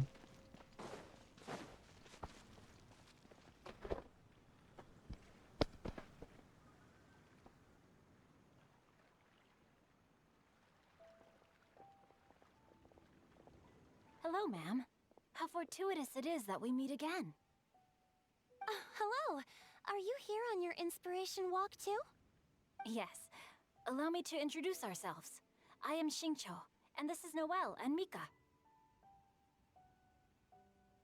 Thank you for accepting our answer to your riddle yesterday. Oh, don't mention it. It's all in good fun. I'm Kelly Roe.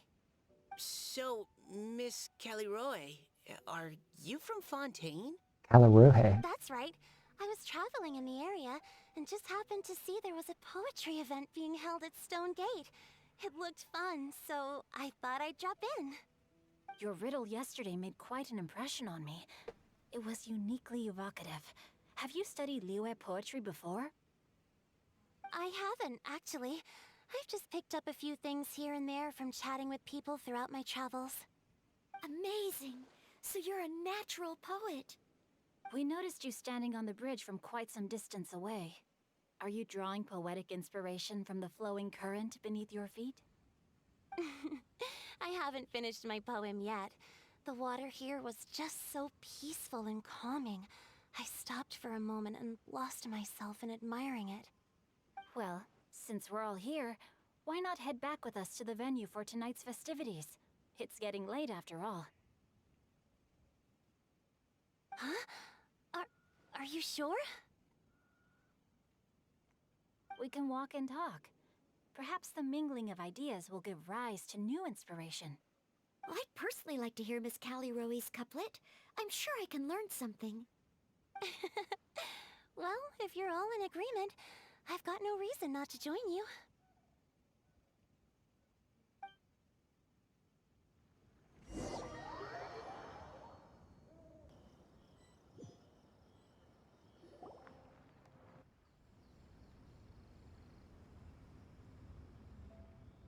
Woohoo! The first team is back, right on schedule. Huh? The others have yet to return? Come on! Let's hurry!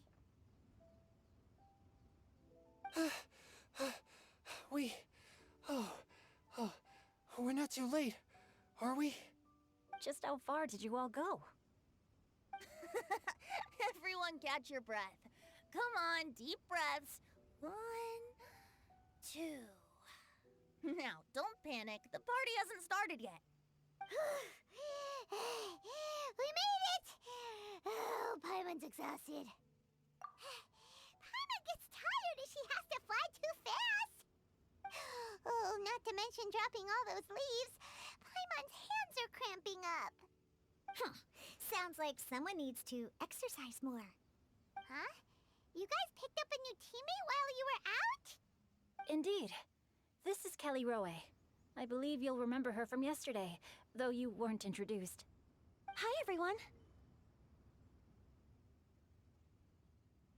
Hello, but you're not the only ones who's called in reinforcements. Look who we got! Wait. Xiao? Where'd he go? Xiao, come on out!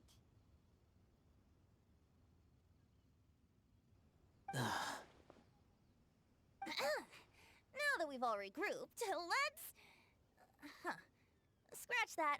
Looks like we're still waiting on my co-host. They say roosters crow at first light, and finches go to bed at night. But Director Hootal's always on the ball. Anytime, anywhere, she'll answer your call. Are the theatrics really necessary? We're already on day 2 of the festival. The opening ceremony is over. But my dear, dear Paimon, it seems you are not yet aware. That was not for my own sake, but for a special guest who's joining us today.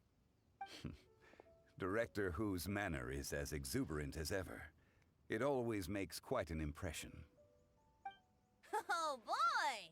Now this is a surprise. Mr. Zhongli, I hope you are well. Xingqiu, what can you tell me about Mr. Zhongli? He seems like somebody very important. Yes, he's held in very high regard in Liyue Harbor. He's extremely erudite in many different domains of knowledge. Allow me to introduce you all to Zhongli, a consultant at the Wangsheng Funeral Parlor. His expertise is limitless, stretching from the celestial orbs to the terrestrial ores, spanning modern and ancient culture, delving into literature both prosaic and poetic. He may be my subordinate, but he is certainly a qualified poetry expert, and so we have invited him here tonight to judge the compositions. The director exaggerates. I am but vaguely acquainted with a few lines of classical poetry.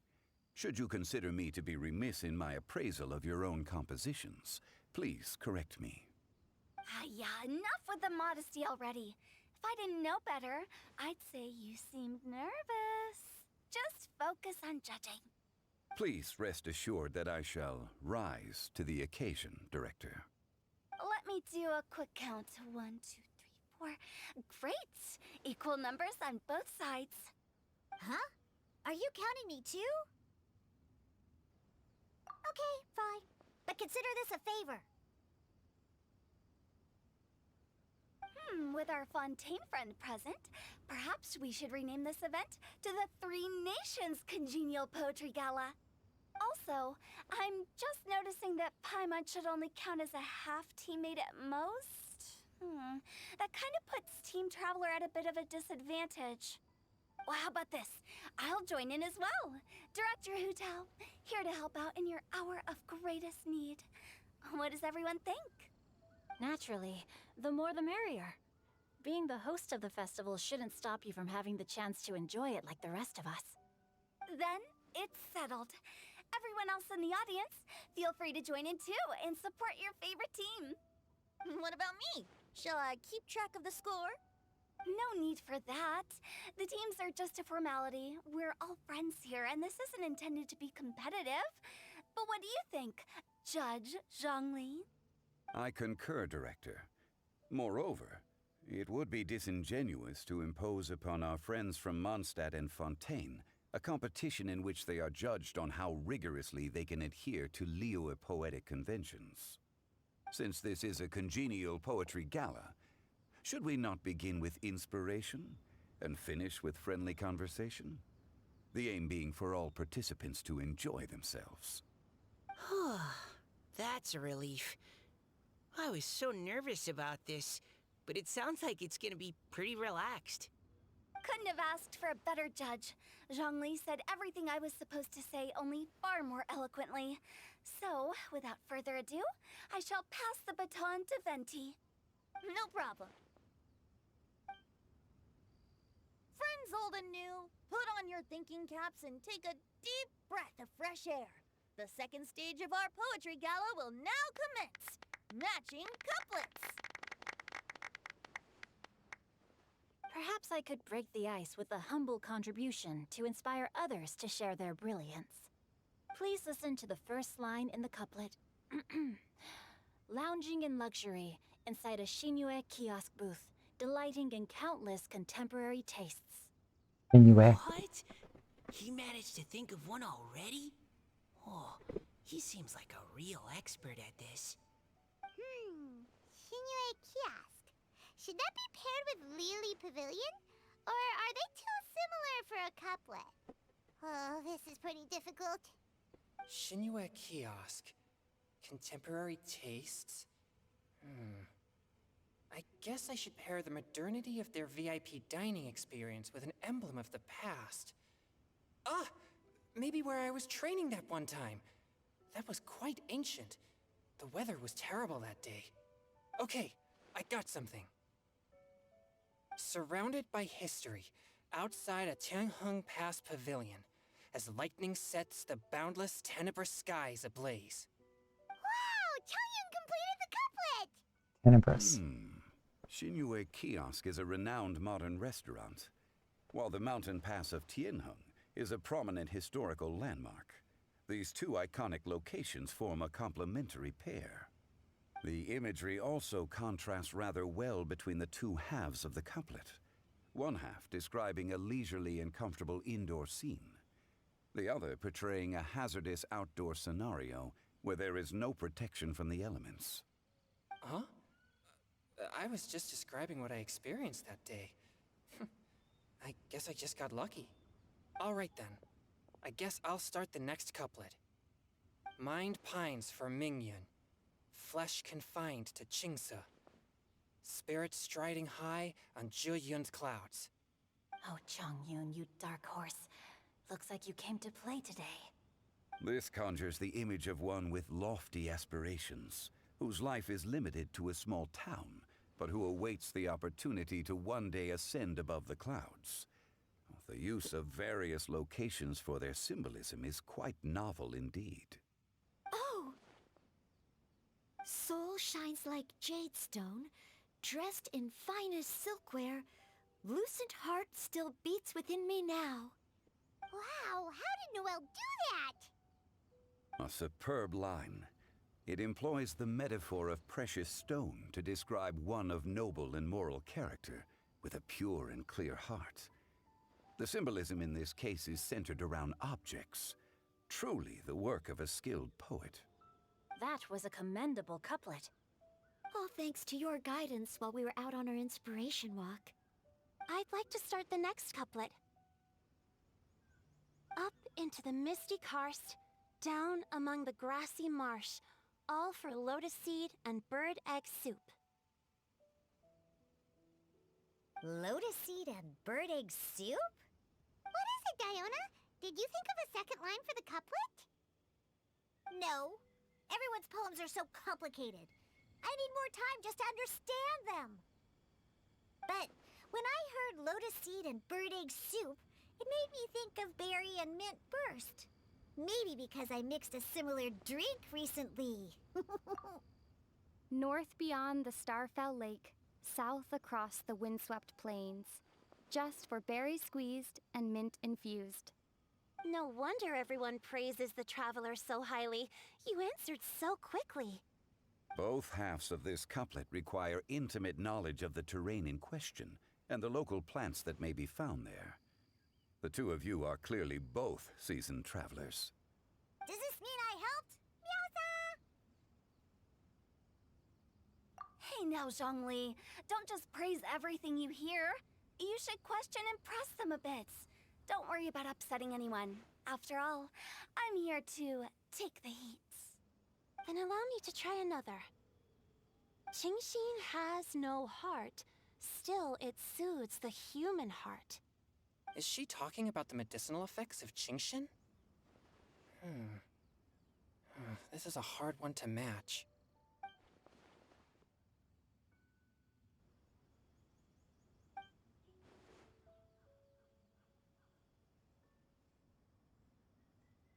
Sweet dream is no dream, yet it nurtures people's dreams. Sweet dream. Does that really match? Since the suitability of the match has been queried, I shall act according to the director's wishes and ask you, what is the link between Sweet Dream and Chongyun? Oh, you mean eating a delicious dessert before bed will make you sleep well, right? You're amazing!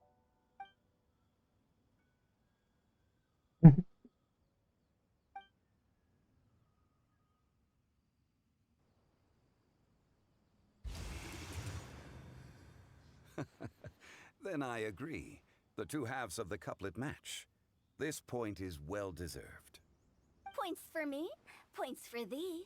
This judge gives out points for free. But if you ask me, everyone's being a little too conventional so far. Let's push the envelope a little. Go nuts! Oh? In that case, why don't you finish this one for me, Hu Tao? Round moon in the heavens, full moon at night. Celebrate with circle of friends. Oh, square meals in the basement. Big bowls of rice. Decorate with cuboids of meat. You boys. What the? Ah, we have ourselves a pedant's couplet. The two halves have no thematic connection, yet each word has its perfect parallel, meaning the two halves do form a cohesive whole. The strict pairings make this no easier to achieve than a thematically coherent couplet. Blah, blah, blah, blah, blah, blah, blah. So verbose. Zhongli, just tell me if I got a point or not. Of course you did. I presumed it went without saying. Ahem. Through Cheongji, I walked 100 miles. At Guili, I ended my march. In Dihua, the silver grass grows in two styles, but horsetails don't trot out the marsh. From vendors, I bought some 15 steaks. At dinner, I sizzled the lots. At pressure, the tenderloin cooks in 2 ticks, but 15 won't fit in the pot. Huh? So that's a pedant's couplet. Paimon thinks she can do that too. I thought of one. Wolf hooks can't hook Baron Bunny.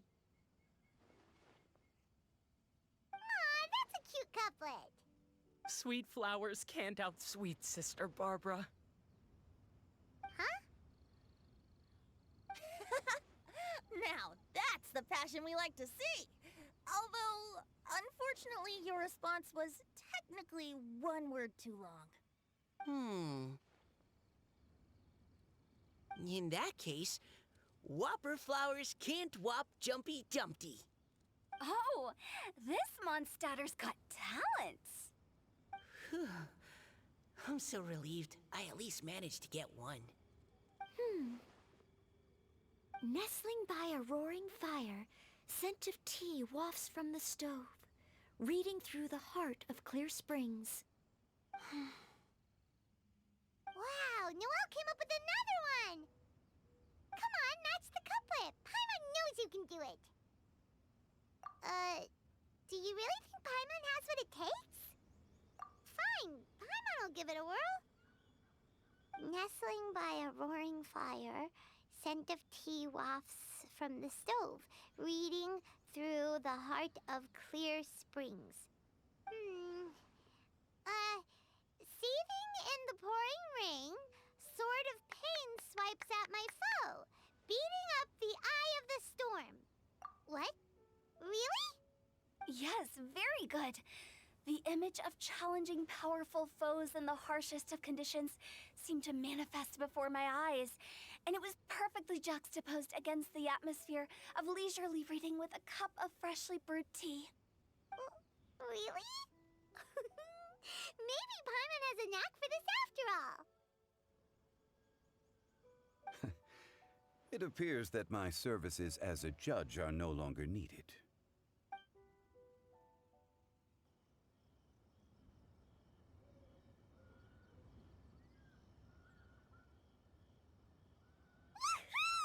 Paimon's so happy! Paimon managed to match a bunch of couplets at the end. You did hear them all, right? I really enjoyed myself too. Oh, I never knew Liyue's couplet poetry was so much fun. You were amazing today, Noelle. You did so many couplets.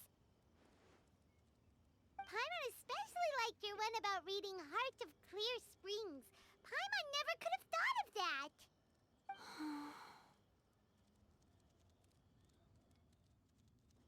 Miss Kelly Roy, are you okay? You look like you're getting tired.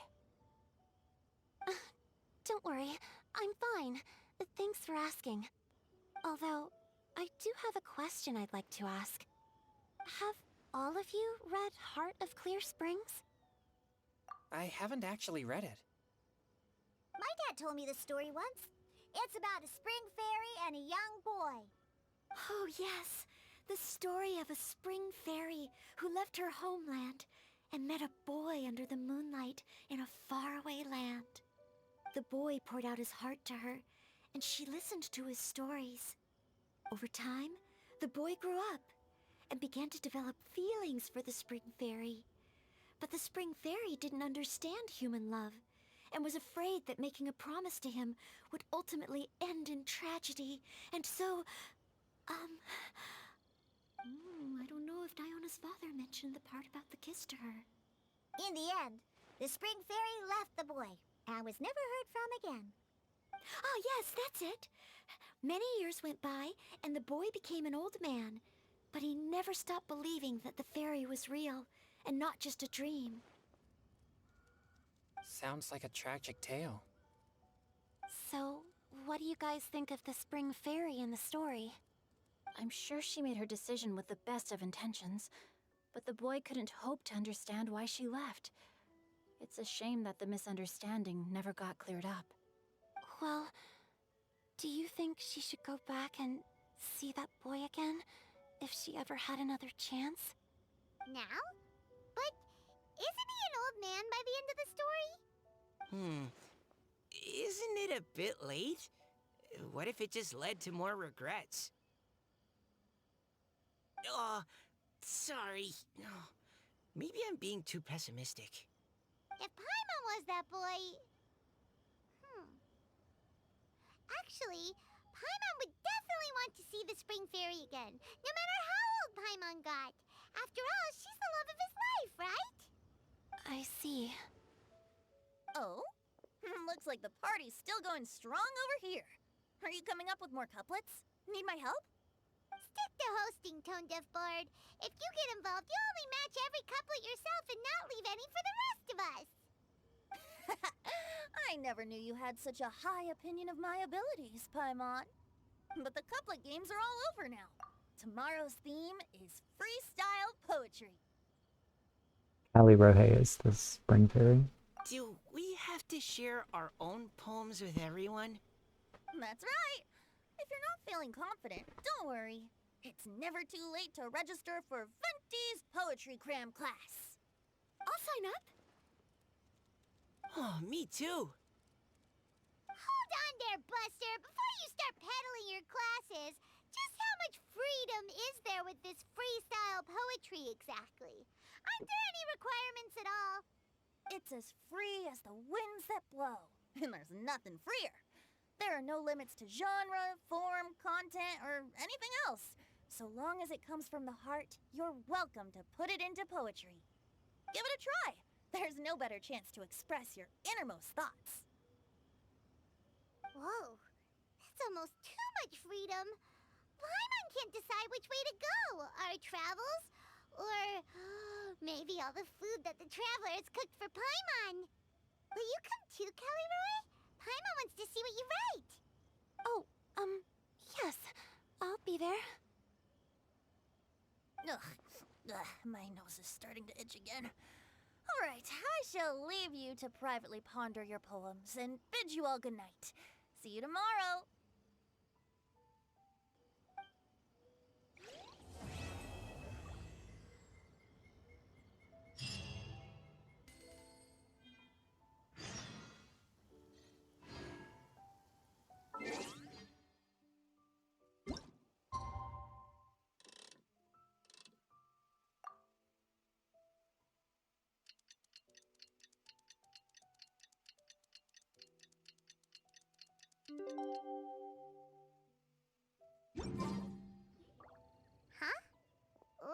a few people short today.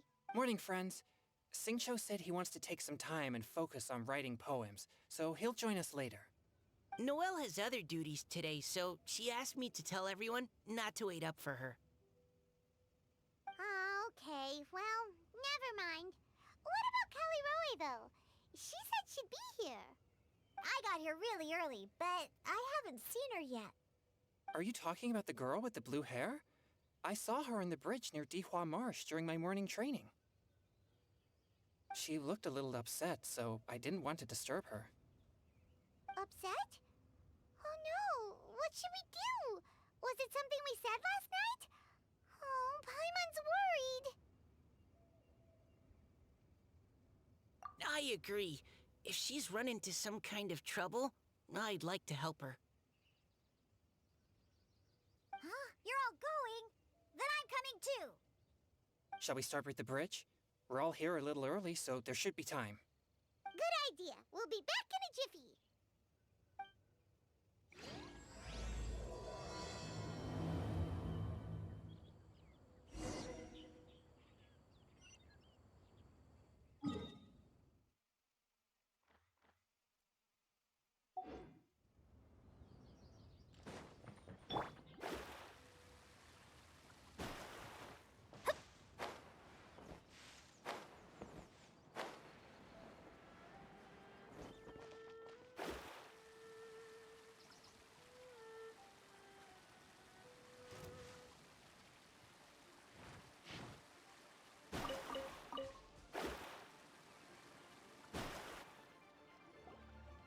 Oh, so this is the place? We ran into her here yesterday, too. She looked like something was weighing on her mind then as well. It's also not far from where we were dropping those leaves. Huh. Leaves? We wrote the poem as well We were so busy matching couplets about we forgot to the mention. character from the story. About the other character from the story. Interesting. I wonder, could Miss Callie Roy have been the one who wrote that poem on the leaf? Hmm? What makes you say that? Oh, sorry. Nothing. Well, nothing concrete. Just a hunch, I guess. It's just, that poem on the leaf kinda gave me the same feeling as when I saw her yesterday. So much sadness. Now that you mention it, this is upstream from where we found the poem. Huh? Hey, look! Over there! Another leaf! Wow, you're right!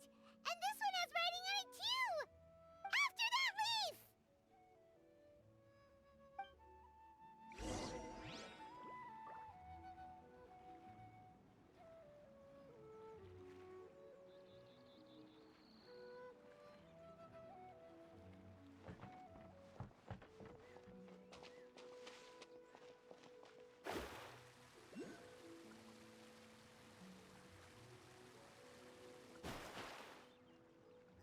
Why does it have to float so quickly?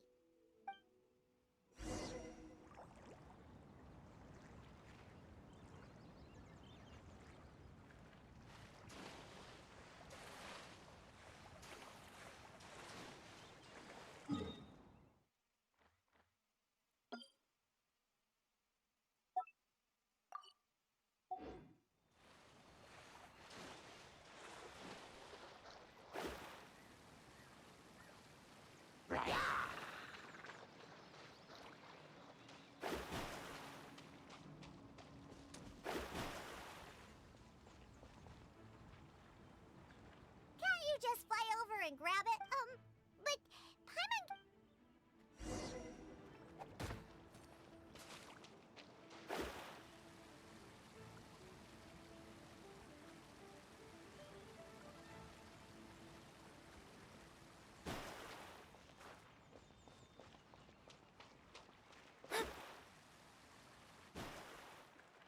It stopped. No!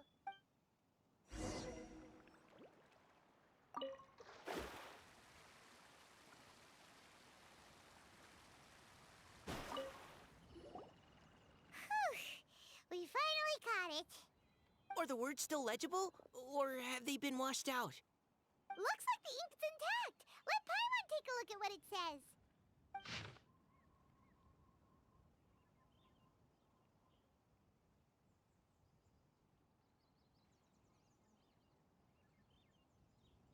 Huh? This is related to the poem we wrote in reply yesterday. She must have picked up one of our leaves. Spring. Young boy. It's looking a lot like Callie Roe was the one who wrote this. She seems to care a lot about that story, huh? Actually, when Paimon first saw her, Paimon was wondering, do you think... is it possible that she's, Based on the current and accounting for wind strength, everyone, please follow me.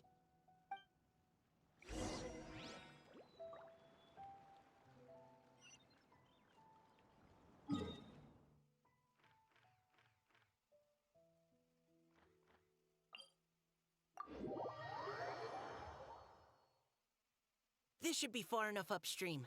Let's split up and search the area. Callie Roe! Callie Roe!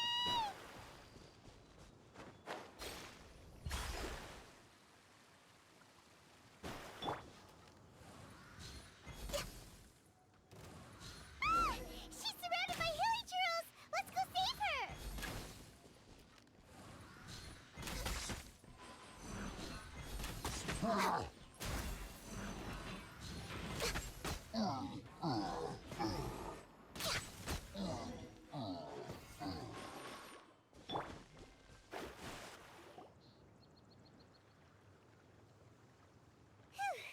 Callie Roe, are you okay?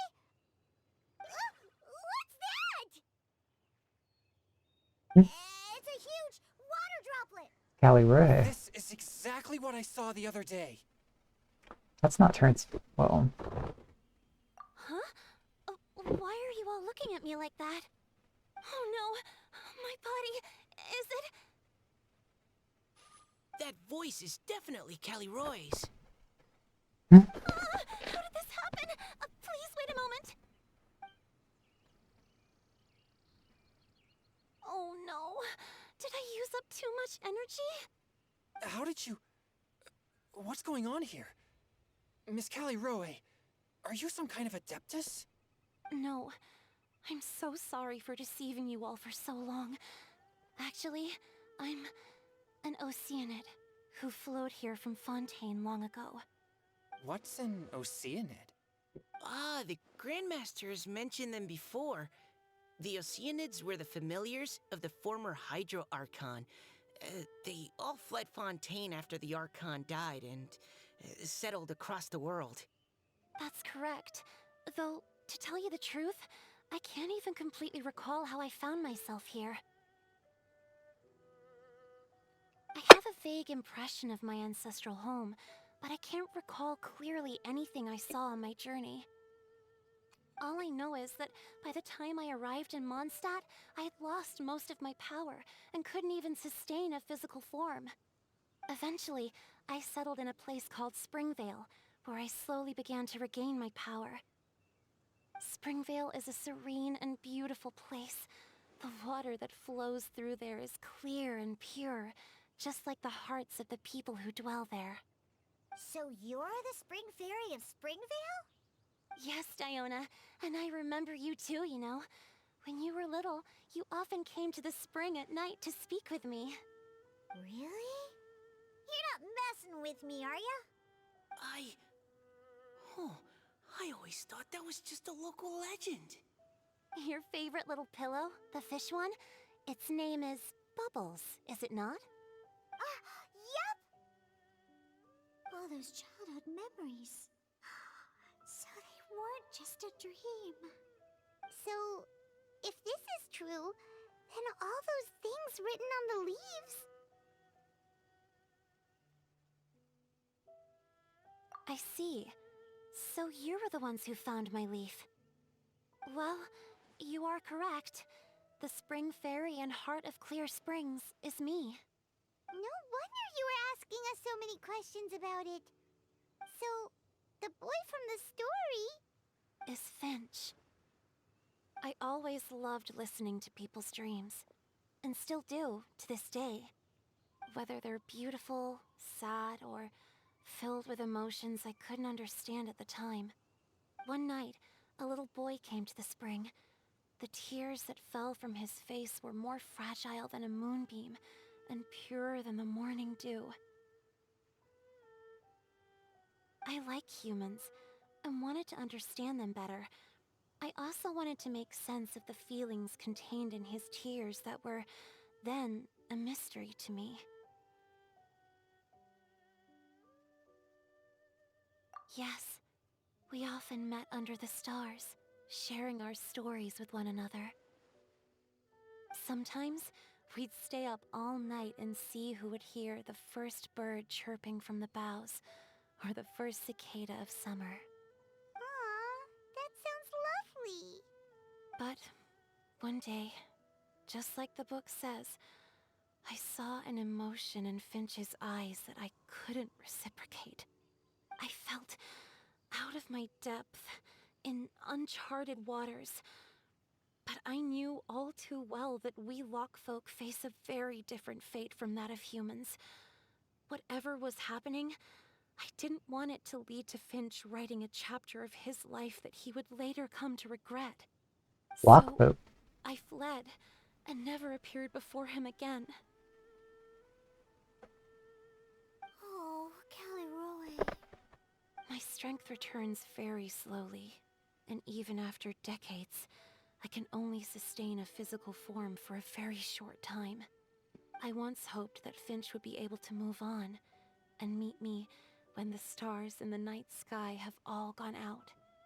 But after seeing so many people's stories and hearing about all their dreams, I have gradually come to understand Finch's heart.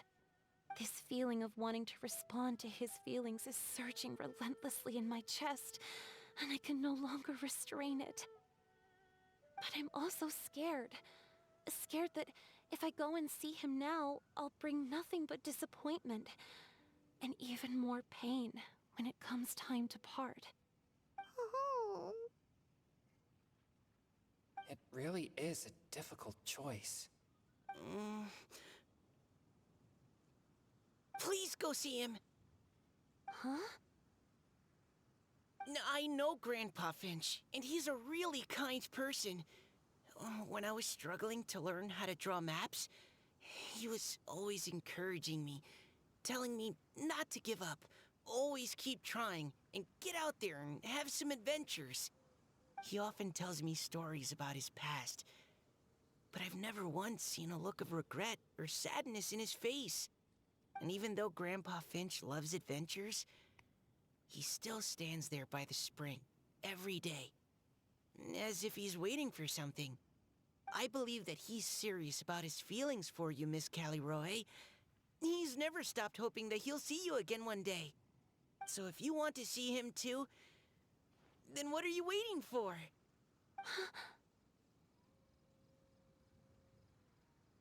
Huh? Oh, sorry.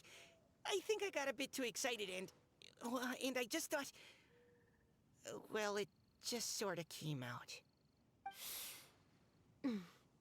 I understand. That settles it. I've decided. I will go back and see Finch. You will? Amazing! That's great! But I'd like to ask all of you for some help. Sure. Just say the word. We'll help you any way we can. Would you come to Springvale with me and help to bring Finch to my side?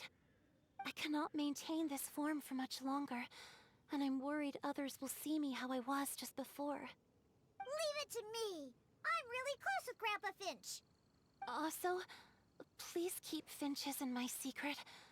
I wouldn't want Springvale's tranquil waters to become agitated on account of all this.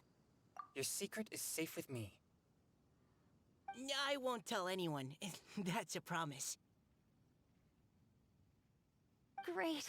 I can't thank you all enough. What's wrong? Are you gonna turn back into a water droplet? No, I'm sorry. It's just that my mind's racing. As much as I want to talk to him again, I'm still worried that I won't have the words when the time comes. A poem?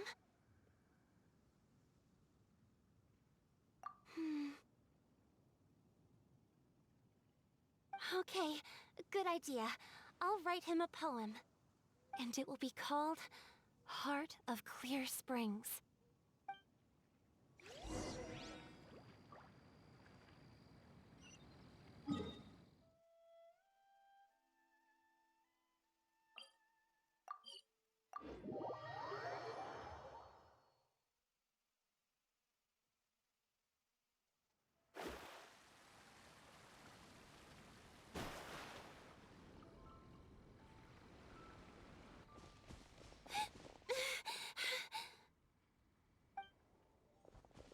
Are you okay? It's nothing. I'm just scared that I won't be able to maintain this form much longer. Okay, don't panic. Wait here, Caliroe. I'll go fetch Grandpa Finch. Take it slow, Diona. Finch isn't a young man anymore. He's not as steady on his feet. I can still hold on a bit longer. Okay, stay strong. You can do it.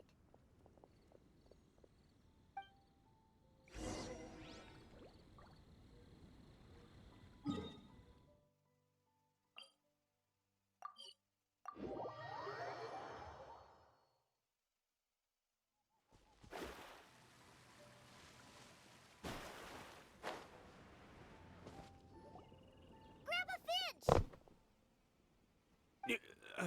Is that Diona? You're back early today. Today's your special day, Grandpa Finch. Can you come with me? Oh?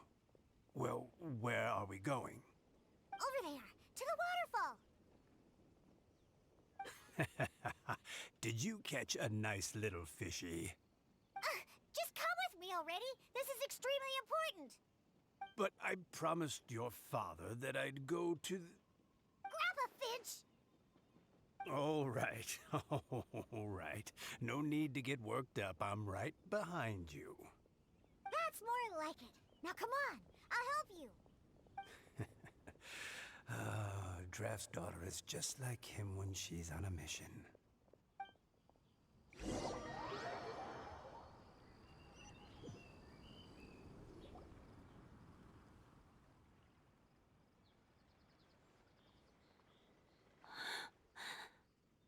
Over here! Over here! It's okay, Grandpa Finch. Take your time. What's all this? What are all these people doing here? Even Mika's here? How's work been going lately? And even some friends from abroad, if I'm not mistaken. You do know that today's not my birthday, don't you? Greetings, Mr. Finch. My name is Chongyun. We all met at the poetry gala, and... well, there's someone we'd like to introduce you to. Finch. That voice. Callie Rowe. I didn't think you'd still remember. Oh, I remember. I remember all right. How could I ever forget? Although your appearance is different than I recall. Back then, you looked like you'd stepped right out of a fairy tale. But I'm one to talk. Of course, a fairy from a fairy tale can change forms. But in your eyes, I'm probably the one who's changed beyond all recognition. Oh, even after all these years, you still know just what to say to make me laugh. I thought you were only able to appear in the dead of night. There have been times when I've wondered whether it really was all a dream. I'm sorry I kept you waiting for so long, Finch. It was all a dream. It can't have been that long. It's been but the blink of an eye, really. Finch, would you like to hear a poem I wrote for you? A poem? You write poetry now? Well, of course. I'd be delighted to listen. I'll hang on every word that leaves your lips. In that case, let me read you a story about the Spring Fairy.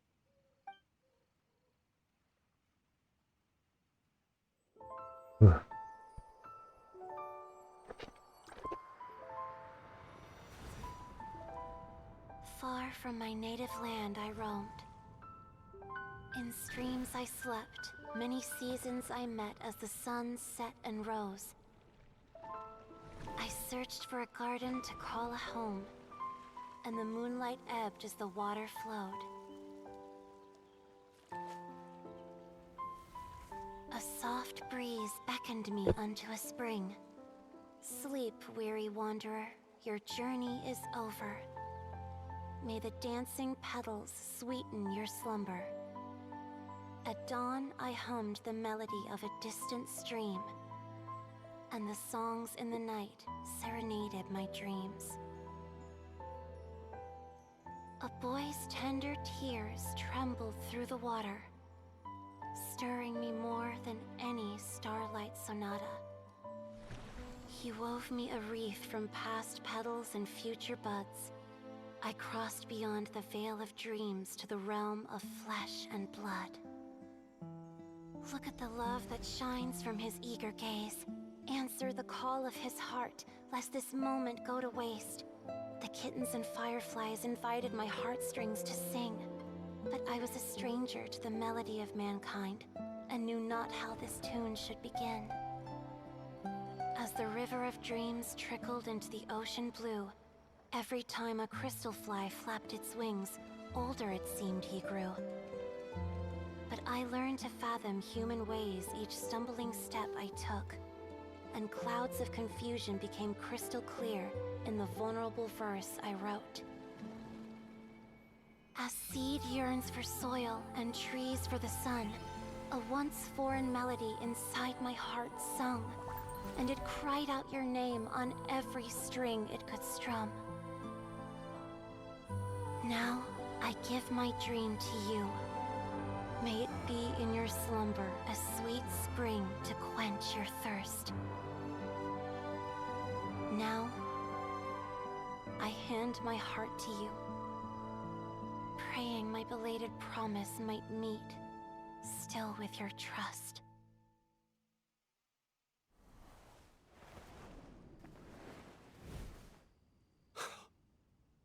Yes. This is how I remember you from when we first met. All those years ago. It really has been a long, old time, hasn't it? Finch, It's okay. I understand. Your poem, it explains everything. Thank you, Finch. Please, take this. It's so beautiful. This is a droplet of water condensed from my own power. Finch, I don't have a physical form like humans, and I can't stay by your side. I don't know how long it'll be before I can change back into human form again. But as long as this droplet remains with you, our hearts will always be connected, no matter the distance between us. I will always be one with the spring. From this day onwards, if you call me, I will meet you in your dreams.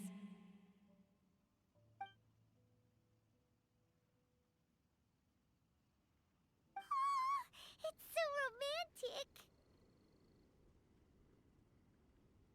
romantic. You've really learned a lot, haven't you? And you don't even mind that the kids are watching. Does it bother you? How could it possibly? This is the happiest moment of my life. I just worry that once I go to sleep, I won't ever want to wake up again. Huh? Don't say that. I'm only joking. It seems that you still have much to learn. Is that right? Grandpa Finch and Caleroe look so happy. Oh, what a perfect moment. Diona, thank you for fetching Finch for me. I've never forgotten you either. I used to chat with you a lot. Wasn't it ever annoying? Of course not. You are one of the truest friends I have in the entire world.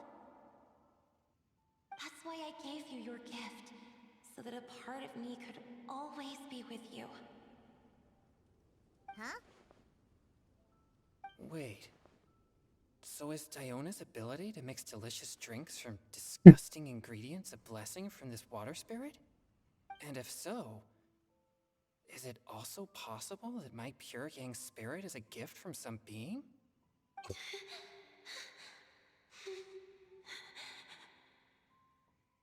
My physical form is about to disappear. Finch, Yes? I've never regretted meeting you or deciding to talk to you that night. Not once. All these long years. Not for a single moment. It probably goes without saying, but neither have I. Although, it was different from in the stories. That fateful night, I never gave you that kiss. This gift that represents my promise and my love. I give it to you now. Huh?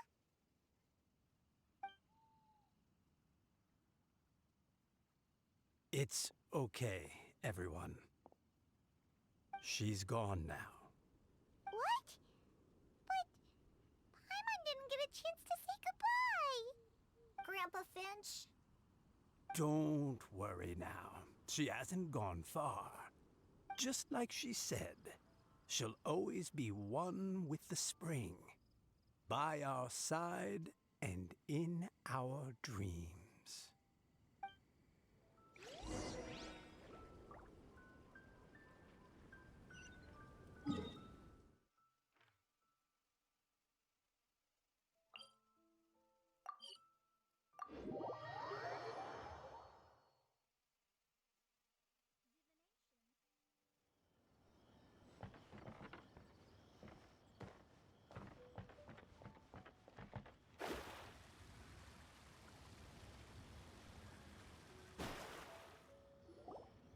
Oh?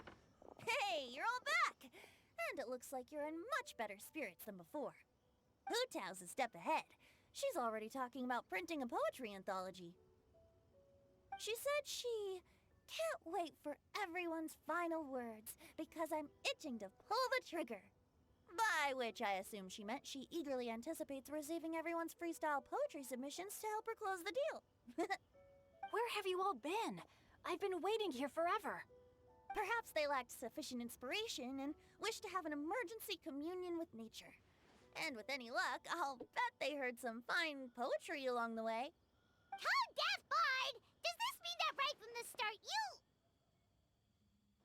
Oh, right from the start, you said you would treat us to a nice meal! Huh? Did I?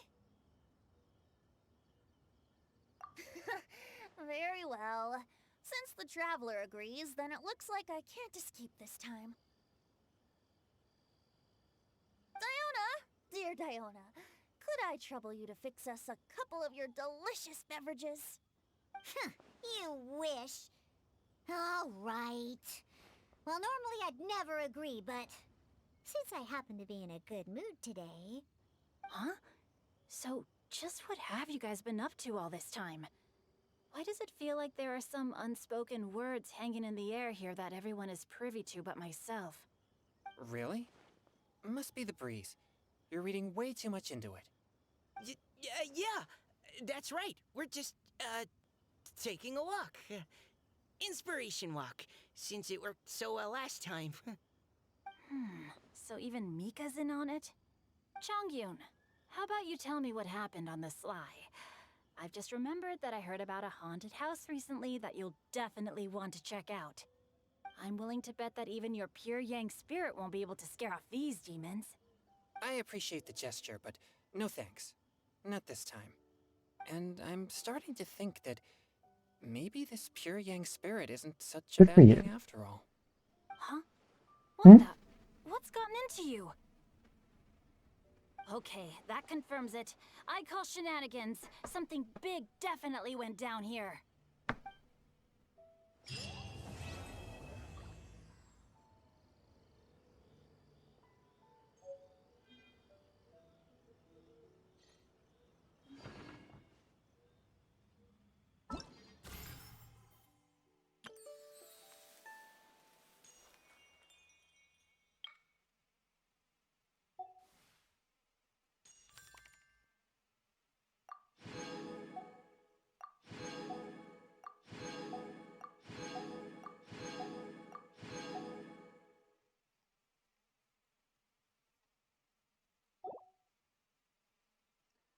Ta-da! Caught Astrologers up must rid with themselves of material Waterborne desires. Poetry.